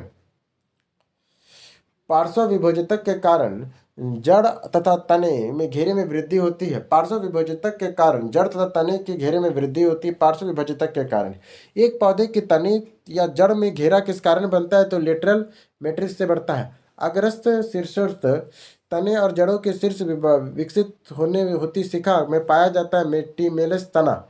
अग्रस्थ जो शीर्ष की ओर बढ़ता है उसमें मेरिस्टेनम तना और जड़ों में विकसित होने वाली शिखा में पाया जाता है। कौन से पौधे के ऊतक कोशिका विभाजन में सक्षम है? तो विभाजोतक में। किन स्थायी ऊतकों में कोशिकाएं मृत होती है? तो स्केलेनकाइमा में। वनस्पति ऊतक का दृढ़ परिपय जीवित प्रोटोप्लाज्म धारण नहीं करता है। वनस्पति ऊतक का दृढ़ परिपय पर जीवित प्रोटोप्लाज्म धारण नहीं करता है। साधारण स्थायी ऊतक के 3 प्रकार होते हैं, पैरेन्काइमा, क्वेलेनकाइमा, स्केलेनकाइमा। किस प्रकार के ऊतकों में एक समान कार्य करने वाले विभिन्न प्रकार की कोशिकाएं होती है? तो जटिल ऊतक का है। पादप कोशिकाएं भित्ति किससे बनी होती है? तो सेलुलोज और प्रोलेक्टिन की। कौन सा एंजाइम प्रोटीन का विखंडन करता है? तो पेप्सिन। कौन सा ऐसा एंजाइम है जो प्रोटीन का विखंडन कर देता है? तो वो पेप्सिन है। जीवों के प्रोटीन निर्माण के लिए सूचना स्रोत क्या है? तो डीएनए है। पित्त लवण वसा के पाइसीकरण में सहायक होता है। कौन सा एंजाइम स्टार्च को सरल शर्करा में विखंडित करता है? तो एमाइलेज करता है। जिन ऊतकों के विभाजन की क्षमता होती है उन्हें विभाजोतक ऊतक कहते हैं। पादप ऊतक में स्थायी ऊतक 2 भागों में होते हैं, सरल ऊतक और जटिल ऊतक। ग्लूकोज का रासायनिक सूत्र C6H12O6 है। केसिन एक प्रोटीन है जो दूध में पाया जाता है। केसिन एक प्रोटीन है जो दूध में पाया जाता है। ग्लूकोज के सबसे सरल कौन है? तो कार्बोहाइड्रेट है। प्रोटीन के संगठन में कार्बन, ऑक्सीजन, नाइट्रोजन, हाइड्रोजन और सल्फर होते हैं। दूध का सफ़ेद रंग केसिन नामक प्रोटीन की उपस्थिति के जो दूध का जो सफ़ेद रंग आता है वो केसिन नामक प्रोटीन के कारण आता है। कौन सा उत्तक कौन सा जैविक उत्प्रेरक है? तो एंजाइम एक जैविक उत्प्रेरक है। फलों को मीठेपन में कौन सा शर्करा उत्तरदायी है? तो फ्रुक्टोज है। पादपों में सबसे प्रचुर मात्रा में उपस्थित तत्व कार्बन होता है। मानव शरीर में मुख्य हिस्सा बना होता है पानी का। ऐसे तत्व जिनकी बहुत अधिक मात्रा में शरीर की आवश्यकताएं होती है उन्हें कहा जाता है मैक्रो पोषक तत्व। डीएनए का एक खंड जो प्रोटीन की जानकारी प्रदान करता है उसे जीन कहा जाता है। केंद्रक द्रव के केंद्रिका और क्रोमैटिन मिलता है। केंद्रक द्रव में केंद्रिका और क्रोमैटिन मिलता है। एंजाइम मूलतः प्रोटीन के होते हैं। एंजाइम जो है वो मूलतः प्रोटीन के होते हैं। डीएनए अनुक्रम में जीन को चिन्हित करने की प्रक्रिया को एनोटेशन कहा जाता है। डीएनए अनुक्रम में जीन को चिन्हित करने की प्रक्रिया को एनोटेशन कहा जाता है। प्रोटीन की जानकारी प्रदान करने वाले डीएनए के भाग को जीन कहा जाता है। एमआरएनए अणुओं का नामांकन 1961 में फ्रांसीसी जैकब तथा मोनार्ड द्वारा किया गया था। संदेशवाहक आरएनए कहते हैं एमआरएनए को। प्रोटीन, एंटीबॉडी और एंजाइम और कोशिका झिल्ली के अभिन्न अंग हैं। कैसिन प्रोटीन एक फॉस्फोप्रोटीन है। डीएनए की खोज वाटसन और क्रिक ने 1953 में की थी। इस खोज के लिए 1962 में नोबेल पुरस्कार से सम्मानित किया गया था। मेडल ने अपने प्रयोगों के लिए पौधे का प्रयोग किया था, तो उदाहरण मटन के लिए। कुछ प्राणी जैसे कि घोंघ जीव को अपना लिंग परिवर्तन कर सकते हैं। उस बिंदु का नाम बताएं जहां क्रोमोसोम क्रोमोटिन से जुड़ते हैं, तो सेंट्रोमियर है। उस बिंदु का नाम बताएं जिस पे क्रोमोसोम में क्रोमोमैट्रिक जुड़ते हैं, तो सेंट्रोमियर है। विलियम बेटन ने दिया था जेनेटिक शब्द। विलियम बेटसन ने दिया था जेनेटिक शब्द। न्यूमोटाइड के 3 घटक होते हैं, नाइट्रोजनी क्षार, प्रोन्टोज, सकरा, डीऑक्सीराइबोज और फोस्फेट ग्रुप। माता पिता ने संतान शारीरिक मानसिक गुणों के संचरण को अनुवांशिकता कहते हैं। थैलेसीमिया एक अनुवांशिक विकार है। मानव के नर युग्मक में कौन से गुणसूत्र का वाहक होता है? तो एक्स और वाई गुणसूत्र का। जीन उत्परिवर्तन किसके कारण होता है? तो नाइट्रोजनी क्षारों के अनुक्रम में परिवर्तन से। F2 पीढ़ी का जीनोटाइप 1:1 है। F2 पीढ़ी का फिनोटाइप क्या? 3:1 है। F2 पीढ़ी का जीनोटाइप कितना है? तो 1:1 है। और F2 का फिनोटाइप कितना है? तो 3:1 है। किस प्रकार के प्रजनन अधिक विविधता से ला सकते हैं? तो लैंगिक जो जनन होता है वो अधिक विविधता लाते हैं। जब एक जीन 2 अलग अलग लक्षण मौजूद होते हैं उन्हें एलील कहते हैं, या जीन के वैकल्पिक रूप में होता है। हरगोविंद खुराना ने 1967 में जेनेटिक कोड के शोध के कारण नोबेल पुरस्कार मिला था। वैज्ञानिक जी ने मेडल का निधन हुआ था 1884 में। ग्रेगर जॉन मेडल का जन्म ऑस्ट्रेलिया में 20 जुलाई 1822 में हुआ था। एक ही प्रजाति के विभिन्न आबादियों के बीच आनुवांशिक भिन्नता को आनुवांशिक विविधता कहते हैं। मेडल ने किस आधार पर युग्मकों की शुद्धता का नियम दिया था? तो एक संक्रमक मोनोहाइब्रिड क्रॉस में। किस प्रकार के अंगों की बुनियादी संरचना और उत्पत्ति समान होती है और उन्हें किस कार्य में भिन्न करते हैं? तो समजात के रूप में। किस जिन अंगों के मूल संरचना भिन्न होते हैं लेकिन देखने में एक जैसे होते हैं और उनके कार्य समान होते हैं उन्हें कहा जाता है समरूप अंग। वे अंग जो उत्पत्ति और संरचना में समान होते हैं और कार्य में भिन्न होते हैं उन्हें समजात अंग होमोजीलियस कहते हैं, जिसमें पक्षी के पंख और घोड़े के अग्रपाद, मनुष्यों का बाजू और गाय का अग्रपाद भी एक समान जैसा ये समजात अंग है। जो अंग उत्पत्ति और संरचना में समान हो पर कार्य करने माने देखने में तो सेम लगे पर कार्य भिन्न भिन्न करे उन्हें समजात कहते हैं। जो अंग समान कार्य करे और देखने में भी समान हो लेकिन उनकी उत्पत्ति और संरचना भिन्न हो उन्हें समरूप अंग कहते हैं, जैसे कीट के पंख, चमगादड़ के पंख, वेल के पंख और पंछी के पंख। मनुष्य के क्रम विकास का अध्ययन इंगित करता है कि हम सभी एक ही प्रजाति से संबंधित थे जो अफ्रीका में विकसित हुए थे। किस प्रजाति के विलोपन से पारिस्थितिक तंत्र की अस्थिरता आती है? कौन सा वह विचार है कि नई प्रजातियों का विकास केवल परिभाषित परिवर्तन के कारण हुआ है? तो उत्परिवर्तन का। टायरेनोलॉस लुप्त एक डायनासोर की एक प्रजाति थी। प्राकृतिक चरण के तौर पर परिभाषित किया गया है जैविक विकास को। मानवीय विकास के संबंध में हाल ही में खोजी गई कड़ी कौन सी जीवाश्म की खोज है? तो होमो नेरिडी का है। क्रमागत उत्पत्ति लाखों वर्ष के आदिम जीवों के क्रमिक परिवर्तन का अनुक्रम है जिसके फलस्वरूप नई प्रजातियों का गठन हुआ है। आप विकास के सिद्धांत को किससे जोड़ सकते हैं? तो डार्विन के। जीवाश्म विकासवादी संबंधों के प्रमाण प्रदान करता है। अकलदाढ़ एपिडर्मिस तथा कान में की मांसपेशियों के मानव के अवशेषों के अंग होते हैं। जीवधारियों के वर्गीकरण की मूल इकाई जाति है। सजीव जीवों के वर्गीकरण की मूल इकाई भी जाति है। 5 जगत वर्गीकरण के मुख्य आधार था पोषण। 5 जगत का जगत का प्रणाली का जो वर्गीकरण किए इसका मुख्य आधार क्या था? इसका पोषण था मुख्य आधार। R.H. विक्टर ने 1969 में जीवों के 5 जगत में वर्गीकृत किया, जिसमें Monera, protista, fungi, plant, anaemia है। मोनेरा जगत के प्राणी एक कोशिकीय और पूर्व केंद्रीय होते हैं। मोनेरा जगत के जो प्राणी हैं वो एक कोशिकीय और पूर्व केंद्रीय होते हैं। कौन सा नाइट्रोजन फिस्टिंग बैक्टीरिया है? तो राइबोसियम राइजोबियम है। डाइटम एक कोशिकीय यूकेरियोटिक जो सदस्य प्रोटिस्टा जगत के सदस्य है। एक कोशिकीय जीव केवल एक ही कोशिका से बने होते हैं। पैरामीशियम, अमीबा, यूलिना और ईस्ट है। पैरासीमियम सूक्ष्म एक कोशिकीय प्रोटोजोआ संघ का प्राणी है और यह सीलिया की सहायता से गति करता है। पैरामीशियम तालाब, झील, नदी आदि में स्वच्छ पानी में पाया जाता है। अमीबा की खोज 1755 ईस्वी में रोजन हॉफ ने किया था। अमीबा एक कोशिकीय सूक्ष्मदर्शी जलीय जीव होता है। समस्त जैविक क्रियाओं में एक ही कोशिका की संपन्न होती वो अमीबा है। समस्त जैविक क्रियाएं एक ही कोशिका में संपन्न होती उसे अमीबा में कहते हैं। अमीबा प्रोटोजोआ संघ का एक सजीव प्राणी है। अमीबा में मौजूद उंगली जैसी आकृति की संरचनाएं स्पिरोपोडियम है। स्पिरोपोडियम कूट पाद मुख्य रूप से एक्टिन तंतु होते हैं। क्लोरोमाइडोनास किंग डस डैश से संबंधित है तो प्रोटिस्टा से है। Chlamydomonas amoeba, entamoeba, plasmodium, euglena और डायटरम आदि किंगडम प्रोटिस्टा से संबंधित है। प्लाज्मोडियम बहुविखंडन द्वारा प्रजनन करता है। प्रोटोजोआ एक कोशिकीय यूकैरियोटिक जीव होते हैं। ऑर्थोपोडा, इक्नाइडोमेट्रा और एनिलिडा बहुकोशिकीय यूकैरियोटिक होते हैं। प्राणी जगत का सबसे बड़ा संघ कौन है? तो ऑर्थोपोडा है। संघ एनिलिडा के जलीय स्थलीय स्वतंत्र जीव तथा कभी कभी परजीवी होते हैं वो केचुआ है। संघ इक्नाइडोमेट्रा प्राणियों में कैल्शियम युक्त अंततः कंकाल पाया जाता है और उसका नाम इक्नाइडोमेट्रा है। संघ जो इक्नाइडोमेट्रा प्राणी में कैल्शियम युक्त अंततः कंकाल पाया जाता है और इसका नाम इक्नाइडोमेट्रा है। आप उस जीव जगत में रखेंगे जो एक कोशिकीय, यूकैरियोटिक या सुकेंद्रिक या प्रकाश संश्लेषक है तो प्रोटिस्टा में। कार्ल लिनियस को किस रूप में जाना जाता है? तो फादर ऑफ टैक्सोनॉमी के रूप में। मेटाजोवा जगत के अंतर्गत समस्त बहुकोशिकीय जीव आते हैं। पेरिफेरा के प्राणी अति अगतिशील होते हैं। पेरिफेरा के प्राणी अगतिशील होते हैं। स्पंज श्वसनी, उत्सर्जक और परिचलन वाले अंगों को रोहित होते हैं।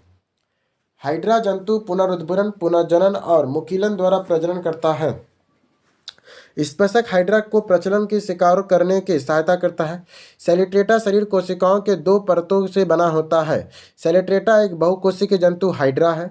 हाइड्रा स्टारफिश पेलेनिया किस प्रक्रिया से उत्पन्न होता है? तो पुनर्जनन से। कलिका द्वारा विकसित नया जीव हाइड्रा होता है। टेपवर्म फाइलम हिपेटोथिलियम से संबंधित है। अंततः परजीवी एक उदाहरण है फीता कृमि का। अंततः परजीवी किसका उदाहरण है? तो फीता कृमि का है।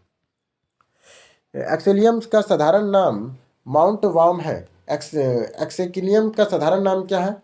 तो राउट वार्म है। केचुआ का उपयोग हम लोग वर्मी कंपोस्टिंग में करते हैं। केचुआ का उपयोग हम लोग कहाँ करते हैं? वर्मी कंपोस्टिंग में करते हैं। केचुआ का श्वसन अंग त्वचा है। जो किस संघ से संबंधित है? तो एनिलिडा से है। ऑर्थोपोडा संघ का प्राणी तिलचट्टा, झींगा, मछली, केकड़ा, खटमल, मक्खी, मच्छर आता है ऑर्थोपोडा में। मोलास्का संघ का प्राणी कौन है? तो घोंगा, सीपी आदि है मोलास्का में। प्रोटोजोआ संघ का प्राणी कौन है? तो प्रोटोजोआ, अमीबा, एंट अमीबा, हिस्टोलिका आदि है।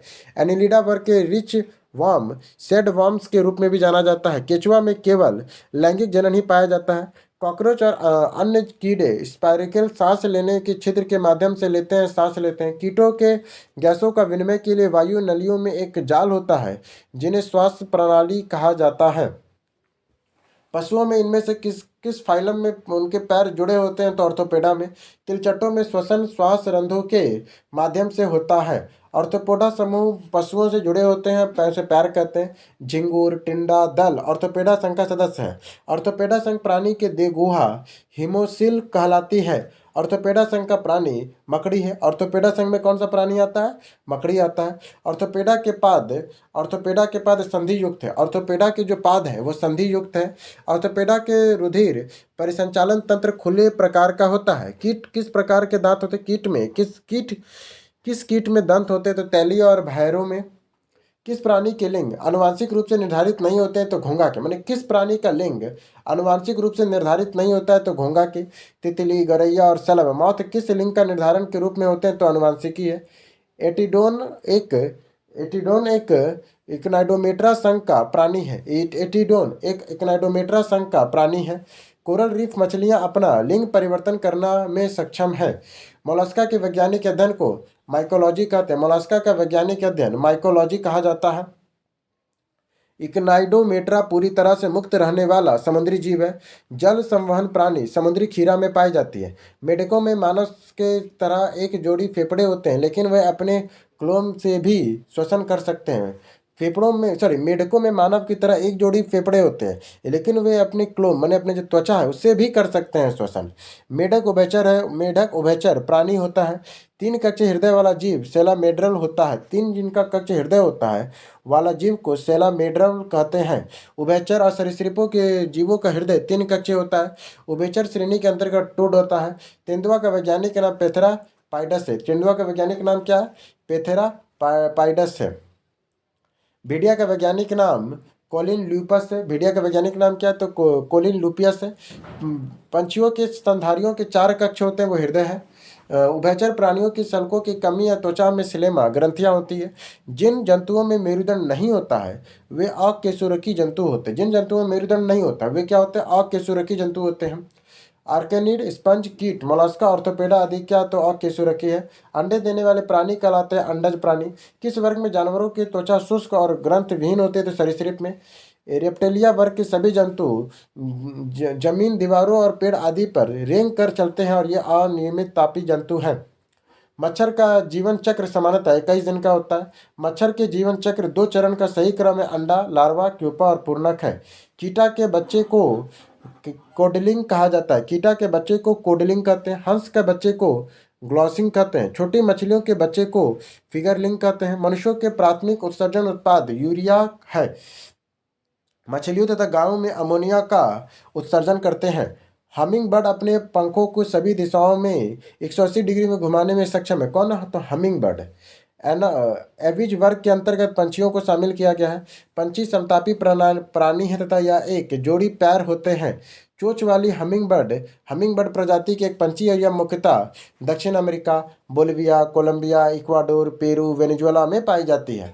रीढ़ की हड्डी वाली जीव को कीवी कहते हैं। कौन सा प्राणी आमतौर पर घोंसले में अंडे नहीं देता है? तो कोयल नहीं देता है। एपिटेरियस एक अंडा देने वाला स्तनपायी है। स्तनधारी जंतुओं में चार हृदय कोष्ठ पाए जाते हैं। स्तनधारी अपने नवजात को दूध पिलाते हैं। स्तनधारी के शरीर में बाल होते हैं। स्तनधारी नियत होते हैं ताप प्राणी के। कुछ स्तनधारी अंडे भी देते हैं प्लेटलेट्स और एकिडीना में। ऊँट को रेगिस्तान का जहाज भी कहा जाता है। सबसे बड़ा स्तनधारी कौन सा है? तो ब्लू व्हेल है। भूमि पे विचलने वाला सबसे तेज जानवर चीता है। सबसे बड़ा जानवर भूमि से विचलने वाला कौन है? तो अफ्रीकी हाथी है।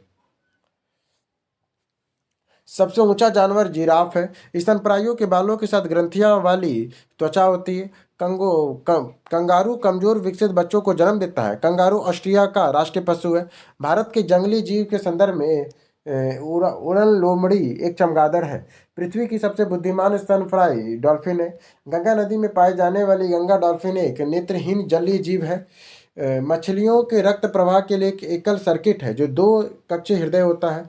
मनुष्य का श्वसन दर 12 से 20 प्रति मिनट होता है। हाथियों का श्वसन दर 2 से 8 होता है। कबूतर का श्वसन दर 20 से 25 होता है। मत्स्य वर्ग श्वसन क्रिया के लिए क्लोम फेफड़े में पाए जाते हैं, जिनके द्वारा जल में विलीन ऑक्सीजन का प्रयोग होता है। मत्स्य वर्ग का कंकाल हड्डी और उपास्थि का बना होता है। कैटफिश मोलास्का वर्ग में आता है। कैटफिश किस में आता है? तो मोलास्का में आता है। जो कैटफिश है वो मोलास्का वर्ग से संबंधित है। ओरेलिया और जेलीफिश नाइडेरिया वर्ग से संबंधित है। कुत्ता मछली और डॉग फिश संघ काइडेट्रा के क्लाडीथेनिस संघ के अंतर्गत आता है। सांप संघ काइडेट्रा वर्ग के सरीसृप में आता है। डॉग फिश स्काइडोड्रॉन में आता है। डॉग फिश को स्लोलियोडॉन भी कहते हैं। रेहू मछली को 2 चैम्बर होते हैं। मछलियों में शरीर धारा रेखीय तथा नौकाकार होता है। वसा के पयासीकरण में शामिल होता है यकृत। कार्बोहाइड्रेट, प्रोटीन और वसा का पूर्ण पाचन कहाँ होता है? तो छोटी आंत में। छोटी आंत में लगभग में 7 से 5 मीटर लंबी अधिवृत्त कुंडलित संरचना होती है। एक वयस्क मनुष्य की मुख्य की 4 प्रकार की दांतें होती है। टोटल 32 है। कृतक दांतों की संख्या 8 होती है। रंधक दांतों की संख्या 4 होती है। चवर्णक दांतों की संख्या 12 होती है। अग्रचवर्णक दांतों की संख्या 8 होती है। मानव के आहार नाल में कौन सा भाग अपशिष्ट पदार्थों का उत्सर्जन करता है? तो मल द्वार करता है। मनुष्यों के आहार नाल में छोटी आंत सबसे लंबी तथा सबसे लंबी होती है 20 फीट की। मनुष्यों का जो आहार नाल की छोटी आंत है वो सबसे लंबी और उसकी लंबाई 20 फीट तक होती है। मनुष्य मानव पाचन तंत्र में पाचन मुख्य रूप से गुहिका से शुरू होता है। मुख्य गुहिका मुख्य रूप से दांत और लार के पाचन ग्रंथि का अंग होता है। छोटी आंत में उपस्थित श्लेषिका क्षेत्र में उंगली के आकार की आकृति पाई जाती है जिन्हें अंकुर कहा जाता है, जिसे वेली। एमेलाइज पाचक एंजाइम में पाए जाते हैं लार।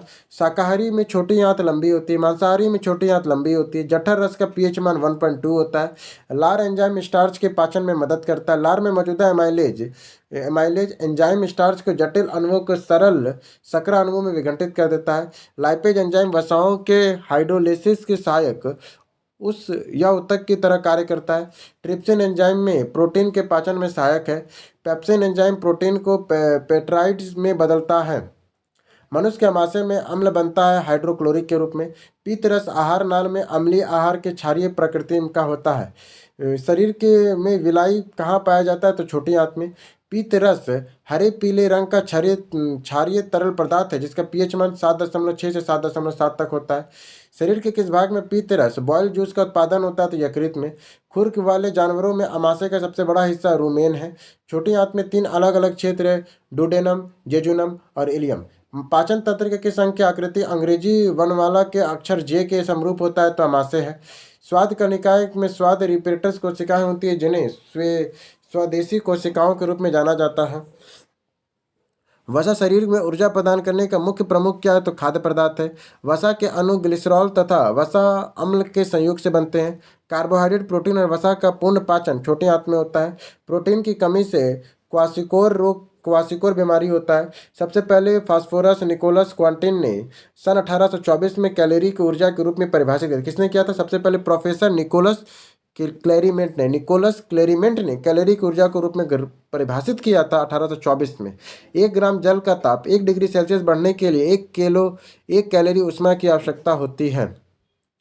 जिगर शरीर की सबसे बड़ी ग्रंथि है जिसका वजन 1.5 से लेकर 2 केजी तक होता है।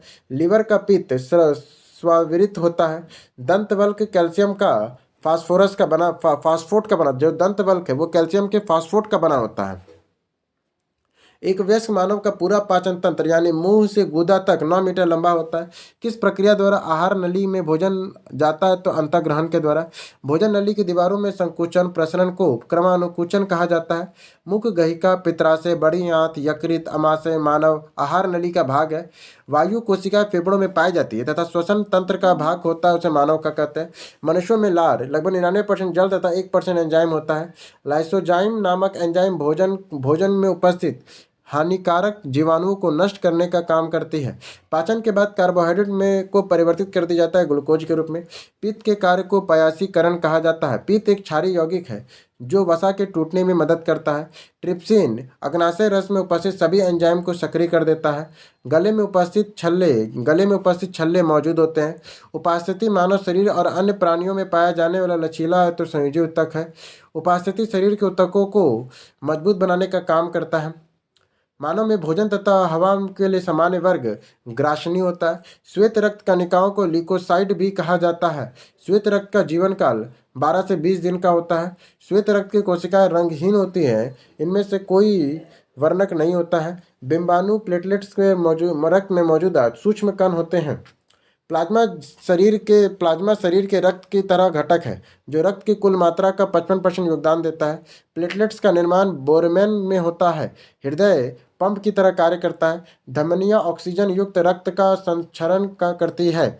शरीर को ऑक्सीजन रहित रक्त का संचरण करती है। शरीर में रक्त का दबाव 120/80 mmHg से अधिक नहीं होना चाहिए। श्वसन वर्णक हीमोग्लोबिन लाल रक्त कणिकाओं में मौजूद होती है। मानव फेफड़ों में श्वसन की दर मापन को स्पेरोमीटर से में मापा जाता है। रक्तचाप मापने के लिए स्पेग्मोमीटर का प्रयोग करते हैं। देखो, मानव फेफड़ों में श्वसन की दर को मापने के लिए स्पायरोमीटर का प्रयोग करते हैं जबकि रक्तचाप मापने के लिए स्पेग्मोमीटर का प्रयोग करते हैं। किस वर्णक में ऑक्सीजन के लिए उच्च बंधुता होती है? तो हीमोग्लोबिन के लिए।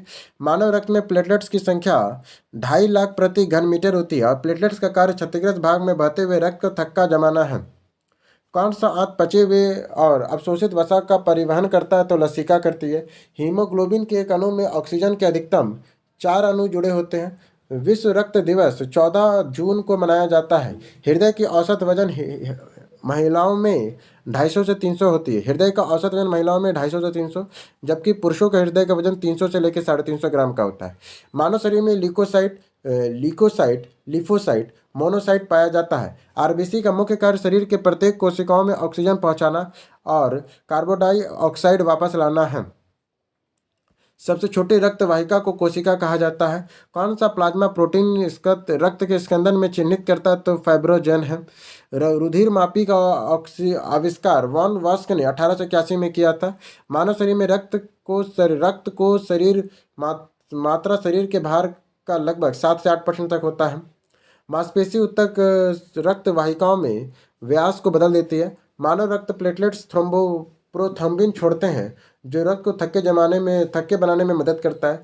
मानव शरीर में खून बहने का समय और जमने के समय क्रमशः 2 से 7 से लेकर 3 से 10 मिनट तक होता है। आरबीसी की लंबाई होती है 7.0 माइक्रोमीटर। लाल रुधिर कणिकाओं में एरिथ्रोसाइट्स भी कहा जाता है। प्लाज्मा जो रक्त के एक संगठक एक द्रव्य है। कौन से नस शरीर के पूर्ववर्ती हिस्सों को रक्त एकत्र करता है? तो सुपेरियर केना वाना है। आरबीसीएस का निर्माण अस्थिमज्जा में होता है, जो प्रोटीन, आयरन, विटामिन बी 12 और फोरिक आरबीसी के निर्माण में सहायक होता है। रक्त को लीवर ऑफ फाइल कहते हैं। हृदय को चारों ओर विभाजित किया जाता है। मानव शरीर में सैनिक कहा जाता है डब्ल्यूबीसी को। हृदय मांसपेशियों के बेलनाकार लेखाकृत होती है और एकल नाभिकीय पुरकुंजी तंतु हृदय के स्नायु तंत्र में विशिष्ट होते हैं। श्वसन की प्रक्रिया के दौरान से ग्लूकोज के एक अणु के साथ ऑक्सीजन के कितने अणु जुड़ते हैं? तो 6। मानव शरीर में वायु किन अंग द्वारा ग्रहण किया जाता है? तो नासाद्वार द्वारा। मनुष्यों में श्वसन तंत्र मुख्य अंग नाक, स्वर तंत्र, श्वास नलिका और फेफड़े होते हैं। विरामावस्था में एक वयस्क मनुष्य 1 मिनट में औसतन कितनी बार सांस लेता और छोड़ता है? तो 15 से 18 बार। मानव शरीर में पायरुवेट के ऑक्सी विघटन कहा जाता है माइटोकॉन्ड्रिया में। मांसपेशियों में ग्लूकोज के ऑक्सी श्वसन द्वारा लैक्टिक अम्ल बनता है। वायवीय श्वसन क्या है? तो ऑक्सीजन की उपस्थिति में श्वसन है। जब ऑक्सीजन की अनुपस्थिति में भी श्वसन होता है तो इसे अवायवीय श्वसन कहते हैं। ग्लूकोज के अणु पायरुवेट के टूटते हैं, उसे एसिड कहते हैं। श्लेष झिल्ली के सृजन को ब्रोंकाइटिस कहते हैं। श्लेष झिल्ली के सृजन को ब्रोंकाइटिस कहते हैं। छोड़े गए श्वसन में नाइट्रोजन शामिल होता है। आइरिटिस आंखों के सूजन से संबंध है। ग्लाइकेटिस पेट में सूजन संबंधित है। फेफड़ों में 300 मिलियन कोशिकाएं होती है। जीवाणुओं में श्वसन का स्थल मिसोसोम है। अंतः श्वसन के दौरान फेफड़ों में स्फीति के कारण हवा में भर जाते हैं। निःश्वसन फेफड़ों की अपस्फीति द्वारा होता है। मूत्रवाहिनी मसाल नलिकाओं में होती है, जो मूत्र और गुर्दे से मूत्राशय की तरफ आगे ढकेलती है। लीवर मानव के अमोनिया को यूरिया में बदल देता है। किडनी का वजन 140 ग्राम है। डायलाइजर नामक मशीन किसका उपयोग रोगी के रक्त को साफ करने के लिए किया जाता है और उसे कृत्रिम गुर्दा भी कहा जाता है। नेफ्रॉन का संबंध है उत्सर्जन तंत्र से। कौन हृदय के गुर्दे तक रक्त पहुंचाता है? तो गुर्दे की धमनी। मानव मस्तिष्क का अग्र मस्तिष्क भाग उल्टी के अनैच्छिक क्रियाओं को नियंत्रित करता है। आइरिस भाग आंखों के एक विशिष्ट रंग प्रदान करने के लिए उत्तरदायी है। मूत्र मार्ग एक 20 सेंटीमीटर लंबी ट्यूब है जो मूत्राशय से मूत्र ले जाती है। प्राणग्राही गंध की अनुभूति होती है सहायक के रूप में। गुर्दे की नालिका में कौन सी परत मौजूद है? तो क्यूबोडाइल एपिथेलियम है। पोष मानव के किस अंग में पाया जाता है? तो मस्तिष्क में। टिटनस तंत्रिका के एक गंभीर बीमारी है जो विष उत्पन्न करने वाला जीवाणुओं के कारण होता है। अंतःग्रथन वह बिंदु है जिस पर तंत्रिका एक न्यूरॉन से दूसरे न्यूरॉन तक आवेग गुजरता है। श्वसन लार त्वरण और क्रमाकुचन जैसे अनैच्छिक क्रियाएं द्वारा नियंत्रित होती है। तो मेरु शीर्ष में। न्यूरॉन्स की शाखा जैसी संरचना को शाखिका कहा जाता है। मस्तिष्क को सोचने का मुख्य भाग अग्र मस्तिष्क है। रैनवियर में नोट्स सूक्ष्म रिक्त स्थान होता है और मायोलिनीकृत एक्सोन में पाया जाता है। मानव मस्तिष्क का वह हिस्सा कौन सा जिसमें विचारों का संग्रह होता है? तो अग्र मस्तिष्क है। सूत्र युग्मन और दुष्स्नायु किससे संबंधित है? तो स्नायु कोशिका से। मानव के आंखों में किस सिद्धांत का कार्य है? तो प्रकाश का पवर्तन है। घास पास की और दूर की वस्तुओं को देखने के लिए मानव आंखों के अनुकूलन की विशेषताओं को सामंजस्य कहते हैं। मानव मस्तिष्क का वजन कितना होता है? तो शरीर के कुल वजन का लगभग में 2%। मानव का जो मस्तिष्क का जो वजन है वो शरीर के वजन का 2% होता है। रेटिना पे बनने वाला प्रतिबिंब उल्टा होता है। तंत्रिका आवेग की प्रकृति विद्युत रासायनिक है। मानव कान के किस भाग से प्राप्त ध्वनि के अनुसार कंपन करता है? तो कन पट्टीहारी झिल्ली से। सलिका कोशिका रॉड की छाया अथवा अंधकार में देखने के लिए संवेदी कोशिका है। तेज प्रकाश में देखने तथा रंग के विभेद करने वाली संवेद कोशिका शंकु कोशिका क्रॉन होती है। किस वजह से हमारी मांसपेशियों में ऐंठन उत्पन्न होता है? तो ऑक्सीजन की कमी से। मनुष्यों में जो मांसपेशियों में हड्डियों को जोड़ने वाला ऊतक कहा जाता है कांडला। काठिका हड्डियां एक है। मानव शरीर में उत्पादित औसतन माइक्रोग्राम मानव शरीर में उत्पादित औसतन 100 से लेकर 150 माइक्रोग्राम आयोडीन की आवश्यकता होती है। मानव शिशु में शरीर में 270 हड्डियां होती हैं। एक मानव शरीर में अनैच्छिक मांसपेशियां दिल होती है। क्रोपिल के हार्मोन किस ग्लैंड के स्वतंत्र होते हैं? तो पैराथायराइड ग्लैंड के। एड्रोस्टेरोन हार्मोन किस ग्लैंड के से स्राव होती है? तो अधोवृक्क ग्लैंड से। प्रोलैक्टिन हार्मोन किस ग्लैंड से स्रावित होते हैं? तो पीयूष ग्लैंड से प्रोलैक्टिन। मेलाटोनिन हार्मोन किस ग्लैंड से स्राव करती है? तो पीनियल ग्लैंड से। ग्रैव रोग थायराइड में वृद्धि का कारण पैराथायराइड हार्मोन के अति स्राव के कारण होता है। लेगरहेंस के आइलेटस किस मानव अंग में पाया जाता है? तो अग्नाशय के। प्रोलेटिलिस एंजाइम तथा लाइपेज पाचक एंजाइम है।